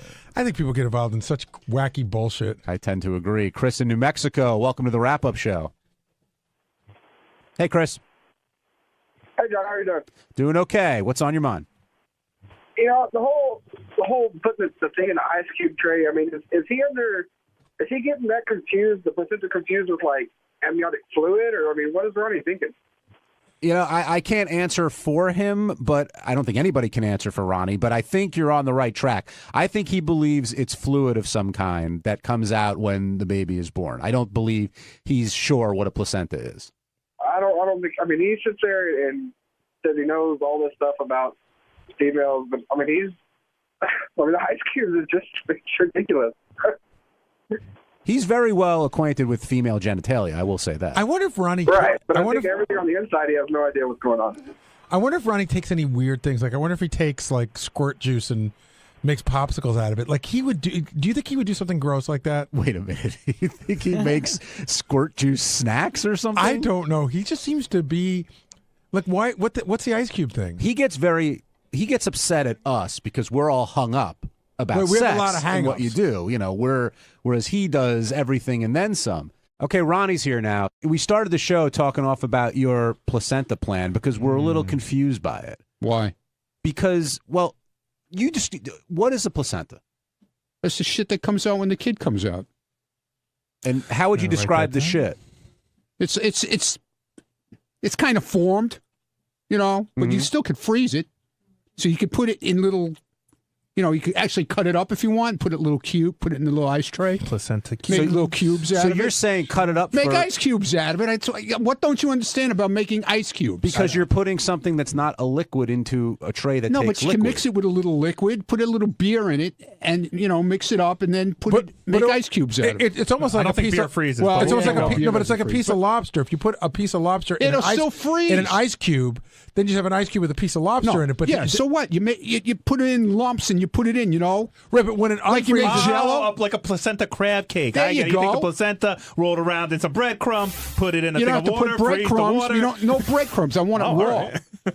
I want him to have it raw, and then you put it in, you know, put What it about in his like beer. Let him placenta drink jerky? We could smoke it. Yeah, exactly. Yeah. All right, now it's Make all making meatballs out of it. Now it's making sense. But what Gary had a theory. Well, you should ask him, Gary. I just wonder, you're twisted in some things. I'm twisted. No, you get to when it comes to sex, you're Why very am I liberal. twisted? You're very liberal. Yeah, I am because I don't find it dirty. Right. So a lot of people are finding it dirty around here. Would you ever take you've never taken squirt juice and made a popsicle out of it? No. But would you? You could. You could? Yeah, exactly. You could. Yeah. Thank you, Ronnie Jr. Thank you. Would you ever do something like that, though? For the right thing, I would. Well, forget the right thing. I'm talking. You're pretty adventurous in your sexuality. Hey, I'm eating shit. I mean, give me a reason. Yeah, give me her squirt. I'll drink it. I have a question. Has Stephanie ever come to you? All right, I'll tell you what. Forget Stephanie. Has any girl ever come to you with a sexual request that you wouldn't do? No. Wow. Have you ever gone to her or any woman with one that they wouldn't do? No, actually, if you play it right, a girl will do anything. It usually starts with putting on the Met game. What's the craziest thing that you've done with a woman?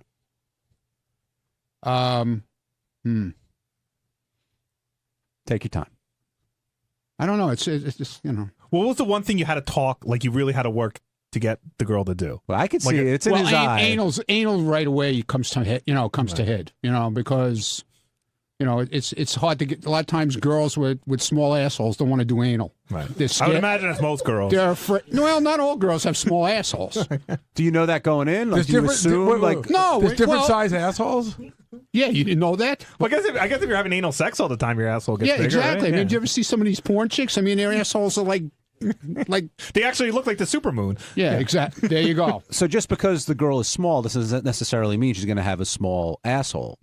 Because if she's done anal a lot, yeah, exactly. Okay. Yeah, but I don't think that's the craziest thing you've done. Yeah, I don't know. I'm trying to think.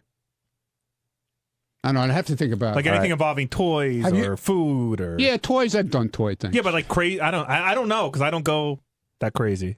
This is one I've always wanted to ask. Go ahead, man. Let it all out on the table with all these people here. Go ahead. What's the largest group of people you've ever been involved in that was having sex together? No, I've told this story. Only the four, right? Now it's me and this other guy and two girls. We were just in this motel running back and forth. No group thing, huh? No, I'm not into that group. That's the only thing I'm really not into. I wouldn't do that group shit. Swing in Salem here. I'll bring another girl in. Right. That you've done. Yeah. What kind of toys? Like, what's the wackiest toy? Just the beads.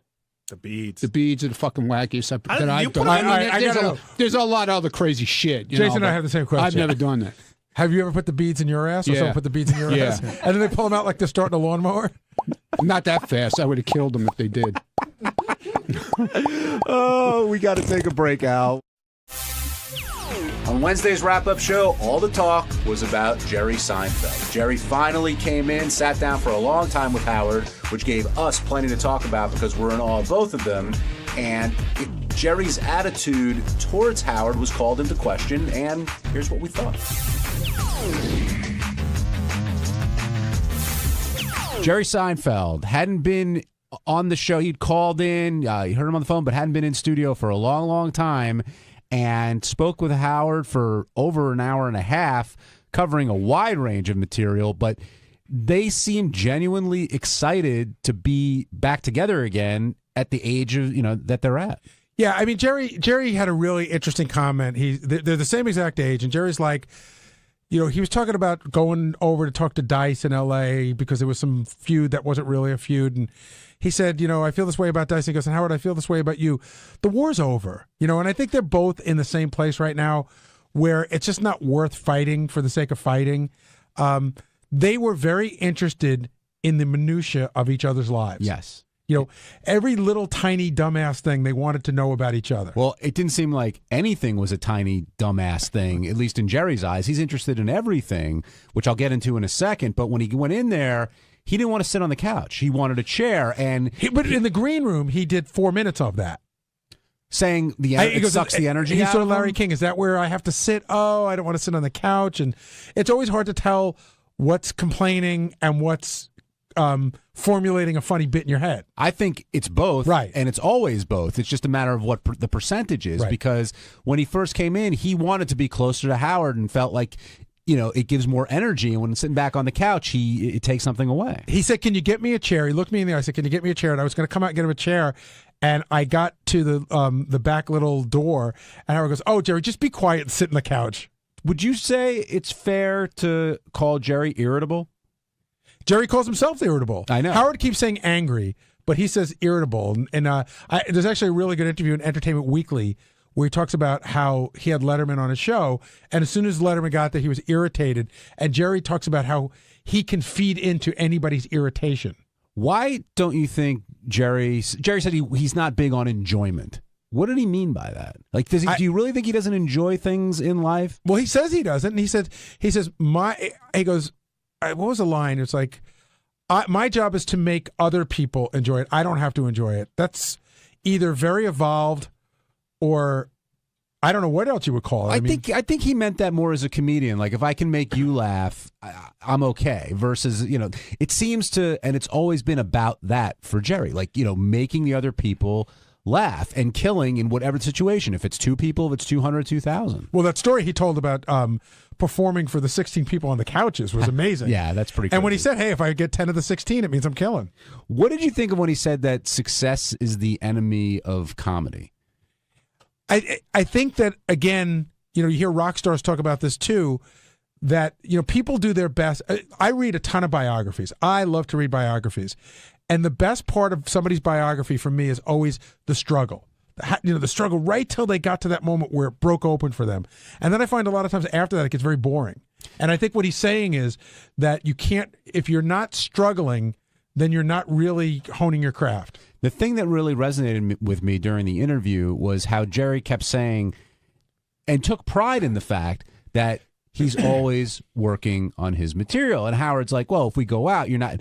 And Jerry's like, no, I'm always working on material.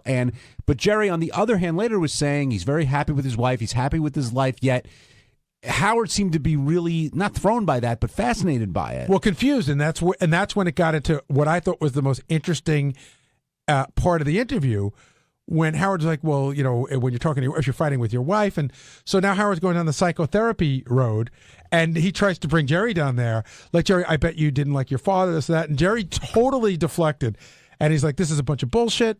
And, oh, do you two, is that what you two talk about in your therapy? Yeah. Dripping sarcasm, which I thought was great. Jerry's like, listen, I think therapy's bullshit and I'm not going, and you guys are wasting your money. Not only did he say that, he's like, just do it. Well, I'm thinking about, no, just do it. And Howard's like, no, you got to process it. And Jerry's like, no, just if you want to do something, you do it now. And he's in a position in life where he can do that. And sometimes people take advantage of that, and sometimes they don't. Yeah, I also thought it was interesting how he talked about that, and I don't know whether this is being really self-aware or even a little bit of smugness. When Howard said, well, when you walk in a room, do you think everybody says, oh, Jerry Seinfeld's here. And he goes, no. And Howard goes, really? He goes, no. He goes, I really don't think about what other people are thinking about. But the one thing that stuck with me was Jerry saying the way he speaks about comedians, and we've heard it before. Like when comedians talk to other comedians, it's a different kind. It's a club that you're not in, unless you're, And I couldn't tell if he was kidding about Howard not being funny enough, or he really did feel Howard wasn't funny enough to kind of have that kind of conversation. See, but if you were saying just stand-ups, like I thought it was interesting because Jerry Lewis is not a stand-up. Now I know that him and Dean Martin did do a stand-up routine back in the 50s, long before Jerry could have possibly seen it. So when Howard said, is Jerry Lewis funny, Jerry just gave him this look like, are you fucking kidding me? And he started reeling off all his movies. So I'd say in the same way that you say that Jerry Lewis is funny, Howard Stern is funny. But maybe Jerry Seinfeld doesn't recognize that. What did Robin mean during the interview when she stopped and had that realization, quote, you are Seinfeld? What was she trying to say? Because he goes, that what you see is what you get. Like the guy on the show is pretty much the guy that was being interviewed. Is that surprising to you? Not to me. What about you, Ronnie? I just came in for a comment, that's all. After he left the show, he went downstairs and he had like a meeting with his people. And I'm not going to say what they talked about, but he was up last night preparing for Howard. He came in with his exact words were, he had ammunition if Howard went to certain subjects. That's so funny. That's so funny. I had told his publicist that Howard really is working on preparing for this interview. Howard did homework, a lot of homework. Went to go back and look at old Jerry stand-up clips, wanted to really be ready. He almost seemed surprised that Howard put that much work into it. But Jerry clearly put a lot of work into it as well. Stephen in Brooklyn, you're on the wrap-up show. Yeah, I mean, don't you think Curb Your Enthusiasm is equally as good and probably better than Seinfeld? Well, they're different. I mean, Seinfeld was great for its time.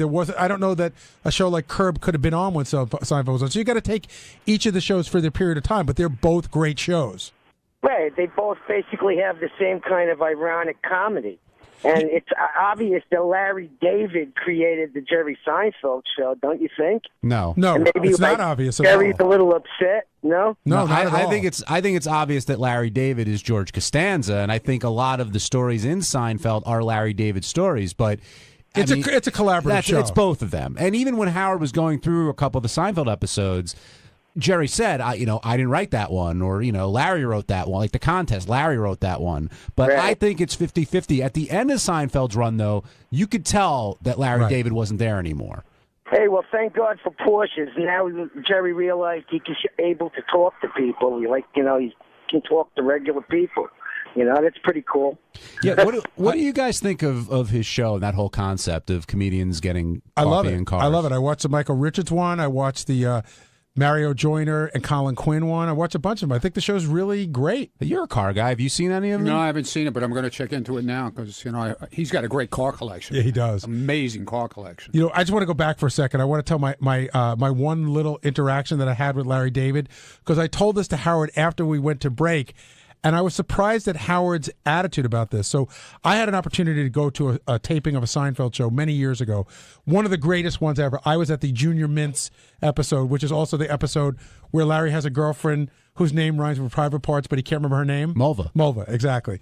And I was with somebody who knew Larry David, somebody who used to work at a comedy club. So we go down to the set after the show is done, and she sees Larry, and the show's really it's a hit show. And she says to Larry David, Larry, congratulations on your success. You must be so happy. This must be so great. He goes, it's not. It's fucking terrible. And she goes, why? He goes, now there's so much pressure. I have to write shows every week, and I have to be good. So I told Howard that, thinking that Howard would go, well, that's crazy. And Howard's like, I totally understand that. I totally understand that you can't enjoy something when you do it, the pressure of having to keep churning it out. And I said, well, what would be the point of putting a show out there, right? You say, I want to get a show. You bring it to NBC. What's the point of pitching a show if you're not going to enjoy it when it does well? And Howard had an explanation for that. He said he thinks that anybody who can enjoy it isn't successful. Well, a lot of times creators feel that it's the work. I mean, that's really what you kind of get out of it, even though you're both talking about two brilliant comedians. And I think with Larry David and Howard, yeah, they bust their asses, and it's constant work and it's constant pressure to do well. And even if it's received, okay, then it's the next one and the next one and the next one. And eventually you kind of get caught up in that mentality. And if you're looking at it as a, hey, wow, we're doing something pretty great here, you think you've lost a step. Right. And I don't know. I mean, that's their mentality. By the way, it's probably the number one tweet or email that I get. How come Larry David's never been on the show? And the answer is he's never asked to be on the show.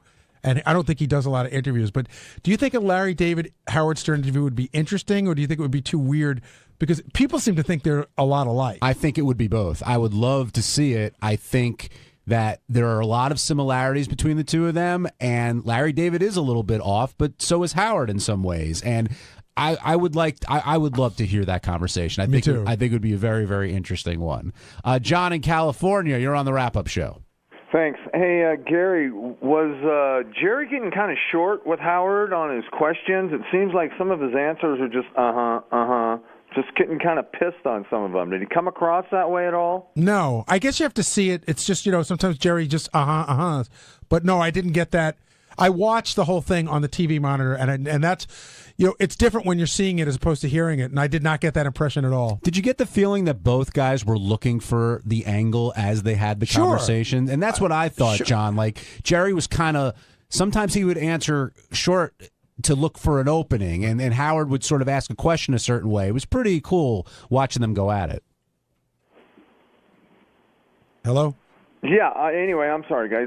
It just seemed, I don't know, it just seemed like his answering was real short and just, I don't know, like, God damn it, get through the next questions. Yeah, I don't know. It's something I noticed. Thanks, guys. Have a good weekend. Thank you. You too. You're welcome, John. I think that's also part of Jerry's personality. That's the kind of guy he is, and he sort of rubs off you that way. Yeah, I mean, I didn't sense any sort of weirdness at all today, so I'm not sure. Maybe if somebody else wants to call in and they heard it, let me know. What did you think of that July 5th party invite? Both the way it was presented, and do you think Howard will follow through? Here's what makes that fascinating, and I'm missing half the equation. I'm dying to know who's having the other party. That makes it such an interesting... the one Howard's already going to. Yes. Okay.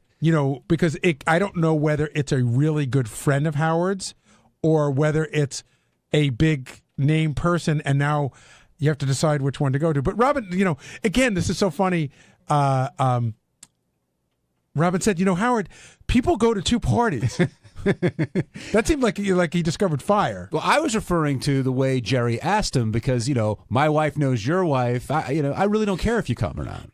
Well, I think, again, you could look at it that way. I think it was Jerry saying, hey, I'm not asking you to come because you're Howard Stern. I'd like you to come just because, my wife knows your wife, and I think it would be fun to have you. Jerry also said he was embarrassed by the Forbes article talking. Very interesting. Yeah, and was really upset about it. Look, he makes a lot of money. He did very well in that syndication deal. If it's not 800, then who knows what it is. Well, and that was a discussion because I was talking to somebody that works here, and he goes, so say it's 500. So I go, okay, say it's grossly overstated. Say it's 200 million. So what? I mean, is there a huge difference between 200 million and 800 million for your average person? About 600 million. But yeah, right, I know but what you mean. I mean, how much with 200 million you could do a lot. Yes, you certainly can. John, what's your favorite Seinfeld episode of all time? Because I have one that really stands out to me. I love the Magic Gloogie one where they do the Kennedy. Jerry loves that one. That's one of his favorites. I think that one's great, mostly because of the Roger McDowell performance towards the end. And, of course, any Keith Hernandez episode, right, I think is great, too. For me, I love the one with the Bubble Boy. Great. And when they're playing... Some people don't like that one. It's a straight... One. I like it. And when he says moops instead of mores and George tries to punch the... But, again, what about you? What's yours? Listen, I really do like the masturbation episode, but I think the one that I really loved that I thought was great was when George slept with the cleaning lady for a cashmere sweater, and they call him in, and the guy says, it's come to our attention, you've been sleeping with the cleaning lady here at the office on the desk, and there's a long pause, and he goes, was that wrong? George Costanza, I mean, what a great character. The other George thing that comes to mind when you said that was, when he goes for the unemployment and he's trying to get the, not work and all that stuff, but it's a visual, but when he's at the party with the clown and there's a fire and he shoves the grandmother out of the way to get out of there. Oh man, the list doesn't end. I tell you, I didn't appreciate it at the time, but in reruns, you know what I do like? I like the whole Steinbrenner thing. At the time, I thought it was sort of like bullshitty. Voiced by Larry David. Larry David, that's right. Kristen in Boston, you're on the wrap-up show. Hey guys, how you doing? Good. How are you, Kristen? Good. I was just calling to comment on kind of the last listener's comment regarding Jerry's kind of interaction with Howard. And I have to agree, actually, just listening anyway, it almost sounded like at times Jerry was a little short, little smug at times. And I love Seinfeld. I mean, I've seen Atlantic City. I watched the show. I love it. But I had to kind of agree as being a listener. I didn't watch it, but just listening, it did sound a little bit like that. What do you think, John? I could see it. I mean, I heard it a couple of times, but I think that's part of who Jerry is. And when he's doing an interview, I said before, it's kind of his way of mixing it up a little bit.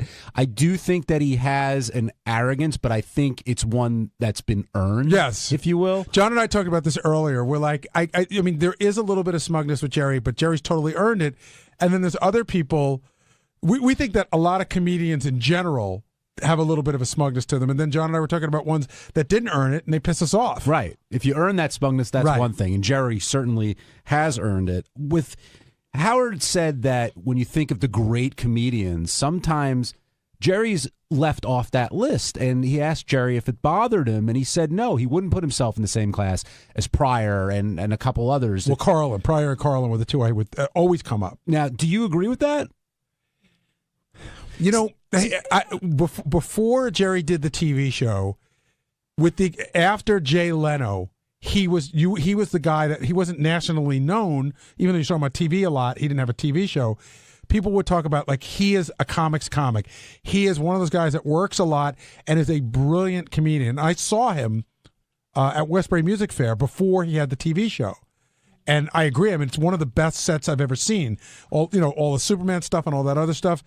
But I think that I almost wonder that because Jerry wasn't like doing the cutting edge stuff, like we talked about Richard Pryor talking about getting burned up or cursing or that kind of thing, whether he moves down the list. Yeah, he's definitely up there. But whenever you bring it up, people always hesitate. They're kind of like thinking about it. Whereas Seinfeld, the comedy, it's top 3 all time, I think, on everybody's list. Brian in Pennsylvania, you're on the wrap-up show. Hey, what's up, guys? Awesome to speak to you. A huge Seinfeld fan, man. Huge. I was kind of off-put for the simple fact that when Jerry was in, he kind of seemed to not give Howard the credit that he deserves on his comedic ability. He kind of was like saying that Jerry wasn't a comedian, or that Howard wasn't a comedian. You know what I mean? I couldn't tell. John and I talked about this, too. I couldn't tell if Jerry was sort of jabbing Howard, like whether he really didn't mean that, but saying it was just sort of poking him for fun. I think it was a bit of a poke, but I also think he was saying Howard's not a stand-up comedian. It's different because Jerry analyzes comedy to death. There's different, like Jerry clearly a stand-up who then went, and I thought this was interesting too. He was talking about Leno. You either go the talk show route or you go the sitcom route. With Howard, it's a different brand of comedy. He's a different type of entertainer. Because when we did the ID with him, he was talking. He couldn't believe that Howard was on from 6 till 10:45, 10:30 every day. I mean, that is, Chris Rock always comments on how he'd go crazy after, doing it for a week. But I do think that Jerry does find Howard funny. And what I was going to ask Ronnie, but he stepped out, was if Howard did do Jerry's show, would he be comfortable in the car? And do you think it would be a similar conversation to what we heard today? I think it would be a lot like what we heard today. Howard would be like, "Oh my God, why did I agree to this? Why did you bring this little shitty MG? You know I'm 6'6". Why are we going to Brooklyn? Can't we just go around the corner from my house?" Jared in Detroit, you're on the wrap-up show. Hey now. Hey Jared. Great interview, and I just love to hear Seinfeld's analysis of comedy. There's 2 comedians that really changed my perspective on what the comedy lifestyle is all about. Artie, for one, as far as the lifestyle and, the grind of going from city to city. And I used to think that comedians were like the most happiest-go-lucky people in the world, but he obviously changed my perspective on that. And then Seinfeld's the other one as far as just the science and the art form of it. It's not enough to just be a funny guy, but there's so many variables that go into it. You obviously have to have the funny premise, but you have to have choose the right verbiage and have the right cadence. And it's just really interesting to hear him break it down. He did a thing in the New York Times on their website a couple of weeks ago where he sort of broke down how he created a joke or a bit that he did. And it is, some comedians will say, like, this is bullshit. It's not a science. You either got it or you haven't. Jerry treats it like a science. Yeah, that article's still up there, and there's some video, too, that goes along with it where Right. you can see him doing his thing. But another moment that stood out for me was, I forgot what the conversation was, but Howard responded to Jerry and like kind of waved his hands a little bit and did a thing. And Jerry goes, that was a Kramer. Like, you did a really good Kramer moment there. And it was actually a Kramer moment without Howard even realizing it. But today, with Howard talking to Larry King and then Howard talking to Jerry Seinfeld, I mean, these are the days you dream of because you've got literally the best in the business doing their thing. Two great guests, two great interviews. And by the way, I talked to Howard about this after the show, too. So much work went into both of them. You know what I mean? There was a lot of work. Howard really wanted a lot of research on both of them. He was very well prepared. He could have taken these interviews in any number of directions. He was ready for everything. This is the best of the wrap-up show. A recap and behind-the-scenes look with John High and Gary Dell'Abate. The best of the wrap-up show begins now. Hey, it's Gary Dell'Abate, Baba Booey. On Monday's wrap-up show, we talked about JD and his diet, and he said Will's a liar about how many cupcakes he eats. We talked about using the N-word in rap songs and whether it's appropriate for white people to sing it. We talked about Ronnie's tattoo. A hell of a lot went on. Here's what it was.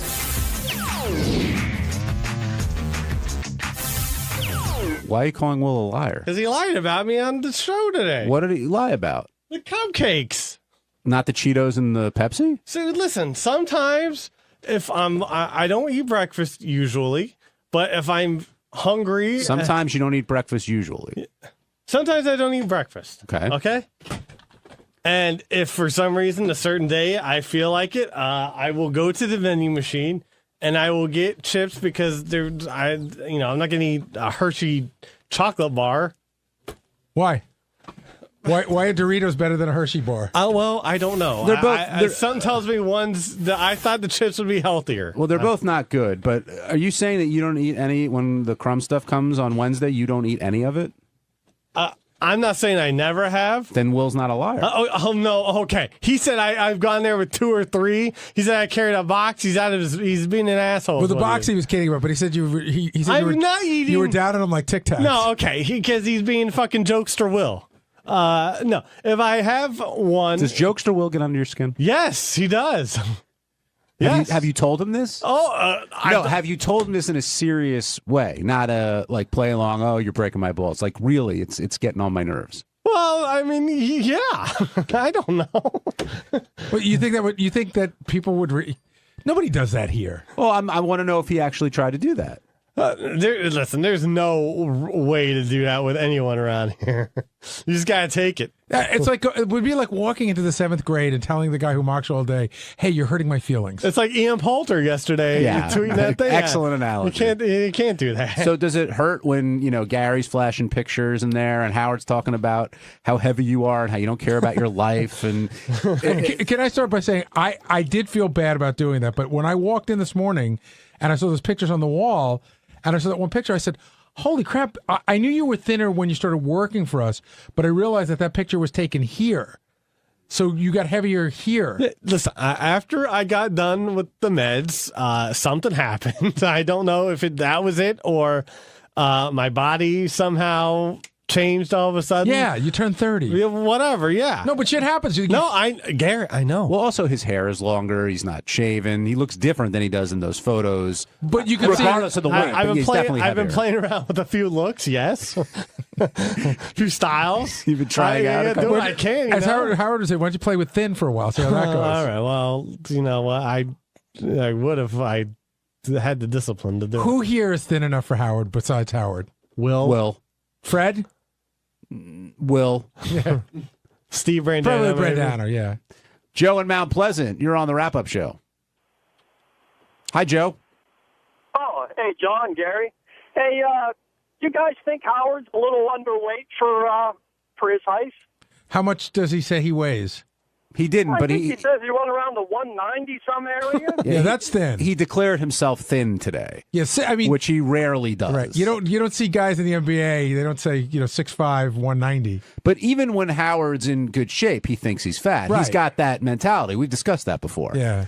And as a result, we're all fat. You were offended that he called you fat today. I've definitely put back some weight. I definitely need to lose some weight. He's right. It's about 15 pounds. But that's, he makes it sound like, here's the thing. You realize when you walk out of these doors that you're a little overweight, but he makes you feel like you're the fattest person in the world. And these people hear it over the air. That's how they see you as. But how often do you meet people who hear you on the show and the first thing they say to you is, wow, you're not as fat as Howard says you are. It would happen all the time at the certain events. Like as I say, at the block parties, it would happen. And yeah. So there's that. But see, the thing with JD is, if you saw JD's not fat, but JD's just so much heavier than the way we met him. So to us, it makes a big difference. But you're right. I wouldn't I look at JD and say JD needs to lose some weight, but I wouldn't say, he's like big and fat. But you do look a lot different than the guy we met. I am well aware. I am well aware. By the way, the other thing I get, which is not an insult in any way, shape, or form, is, oh my God, your teeth are not as big as Howard says. Yeah. And sometimes I get you see, you're talking fine. You're talking fine. Well, yeah, I'm having a one-on-one conversation with you. And you're hot and I want to bang you? Well, something like that. Well, sometimes it's a guy. Ronnie. What are you doing? He's tweeting. No, I'm not. I'm answering a text message. You want me to wait and let me know when I can talk to you? I don't want to be distracted. Work related? Right, yes. Ronnie, a lot of people are accusing you of getting that tattoo for yourself, not really for your girlfriend, and then saying, oh, okay, I threw the C on there just to make it sort of for her, but it really was for you. You wanted that Superman logo. No, I like the logo, and it served two purposes, okay? That C is very, very tiny, though. Would you agree? Well, that's the whole idea. Why would I put this big, giant C in a logo that I like? But it has the same meaning, just a smaller version. Why not get her name tattooed or something else that's more stupid? I'm not putting somebody's name Why? on. Why is it stupid? I put my dog's name on me. That's it. So it was stupid when you did that? No. Way smarter, by the way. You realize, much smarter. You realize that most women would be insulted by the idea that you're willing to put your dog's name on your body, but not their name. Carrie, I'm just I saying. did this for her. She knows that, okay? Did she ask for you to get that? We were talking about doing something for each other, okay? Did she get a tattoo for you? No, not yet. I don't know if she's going to. Okay. But we had talked about it. And I decided this is what I wanted to do. I like the logo. Is that okay? Yeah, it's fine. Why does it fucking bother everybody so much? That's what I want to know. It doesn't bother people. No, it does bother people. No, we're just curious. It bothers Howard to no end. We're curious to your mindset. That's Jeez, all. I guess my mind is fucked up according to everybody around. Nobody said that. I'm saying it. What bothered? I'm saying it because you guys, the way you're acting. I haven't said anything. I haven't really weighed in on this at all. What seemed to bother Howard is that you're not a Superman, like a real Superman fan. I like Superman. I grew up with Superman. I watched George Reeves. I watched it till he dropped dead. What do you want from me? You didn't even know what I don't have to be an expert. I like the expert. TV You didn't know what kryptonite was. I know what it is. That's not what you said on the air when you were quizzed. Look, Will, go worry about whatever you got to worry about. Don't worry about me. Now, okay? do you think that's what he's worried about? Don't worry about me. Can't help it. Please don't. Is the tattoo in lieu of an engagement ring or something else? No. Does it help? Okay, it's not in lieu. But when I did it, it was like I gave her a 10-carat ring. So okay, she was so excited when I came home. Would you think subliminally it helps put that discussion off a little bit? No, because we've had this discussion. We've had the discussion. I heard she has it, and you just listen. Yeah. Okay. No, I answered. I had comments. What tattoo would you like her to get for you? I have no clue. She'll do whatever she wants. Doesn't bother you? No. And do you expect to see like a little M on the bottom of it, like you did with yours? I don't know what she's going to do. She should get a shark eating a dolphin. Or a shark eating a baby. Is that what he has? No. I got a shark with bones coming out of its mouth. It's no baby's head. Like everybody, he's always saying there's a baby's head. There's no baby's head. Why did the security team run the other way at Nobody AGT? ran at all. I'm telling you, that's what Howard said. I know what Howard said. So you were in on this prank? I wasn't in on the prank. You were aware of the prank? No, I was not aware of the prank. I was aware 3 hours ahead of time that Howie Mandel came in with a rubber snake to the building. I didn't know what he was going to do with it. Is that like something that you guys whisper that in your sleeve, or someone just mentions it to you? No, we saw it. We were standing right there. He was making a whole scene outside the building when he was coming in. So why not? And they have that on camera. So if you guys want to see it, ask AGT to show it. So why not let Howard know that Howie's got a rubber snake and maybe up to something? Why would I tell him that? I have no idea what he was doing. What he could have brought it for somebody's kid. It was in a bag. Aren't you hired to protect Howard? From a rubber snake? Well, who knows? Gary, At least give him a heads up. Gary, would you have made Howard aware? Yeah. Will, you were going to... I'd be being very honest. You are so full of shit. What? Look at you. You're laughing your ass off already because you know it's stupid. I would have done... I'm going to go, Howard.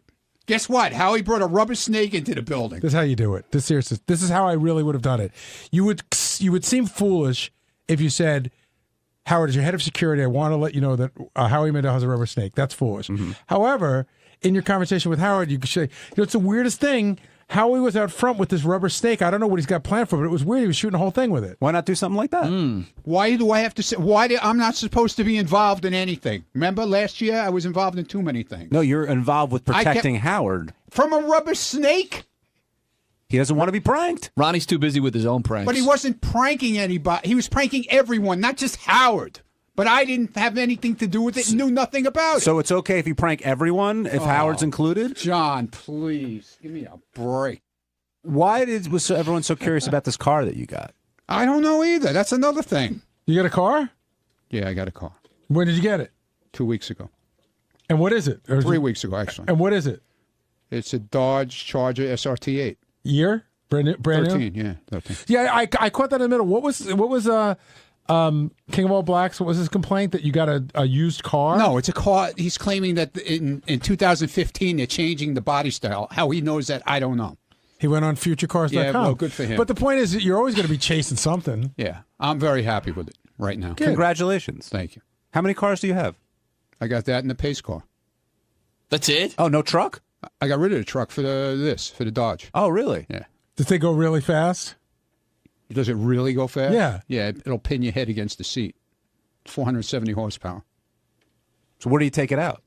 I drive it. It's my car. But where can you can't drive that fast locally. Where can you take it out to open it up? You go Sunday mornings, like down on the Meadowbrook Parkway, that kind of thing? Yeah, out by Jones Beach Highway. Yeah, I take the pace car out there, too. That's what a lot of people do. Sunday mornings. Yeah, early, 6 o'clock. Not in the summer, by the way. Gary, I go in the summer.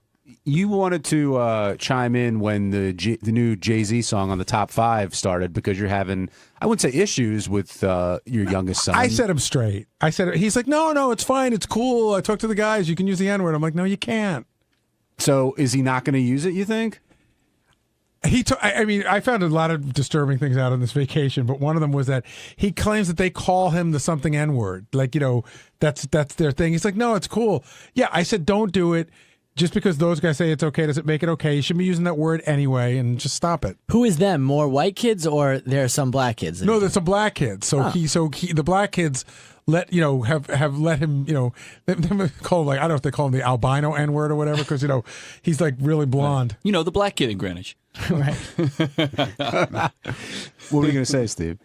No, that's what I wanted to know, because gonna... it makes a difference. I mean, if your white friends are telling you, it doesn't matter. Well, like when you see Jason singing these songs, and I don't know if he actually uses the N-word. He does, but I think he thinks he's being funny. I think he's just in the sense of like,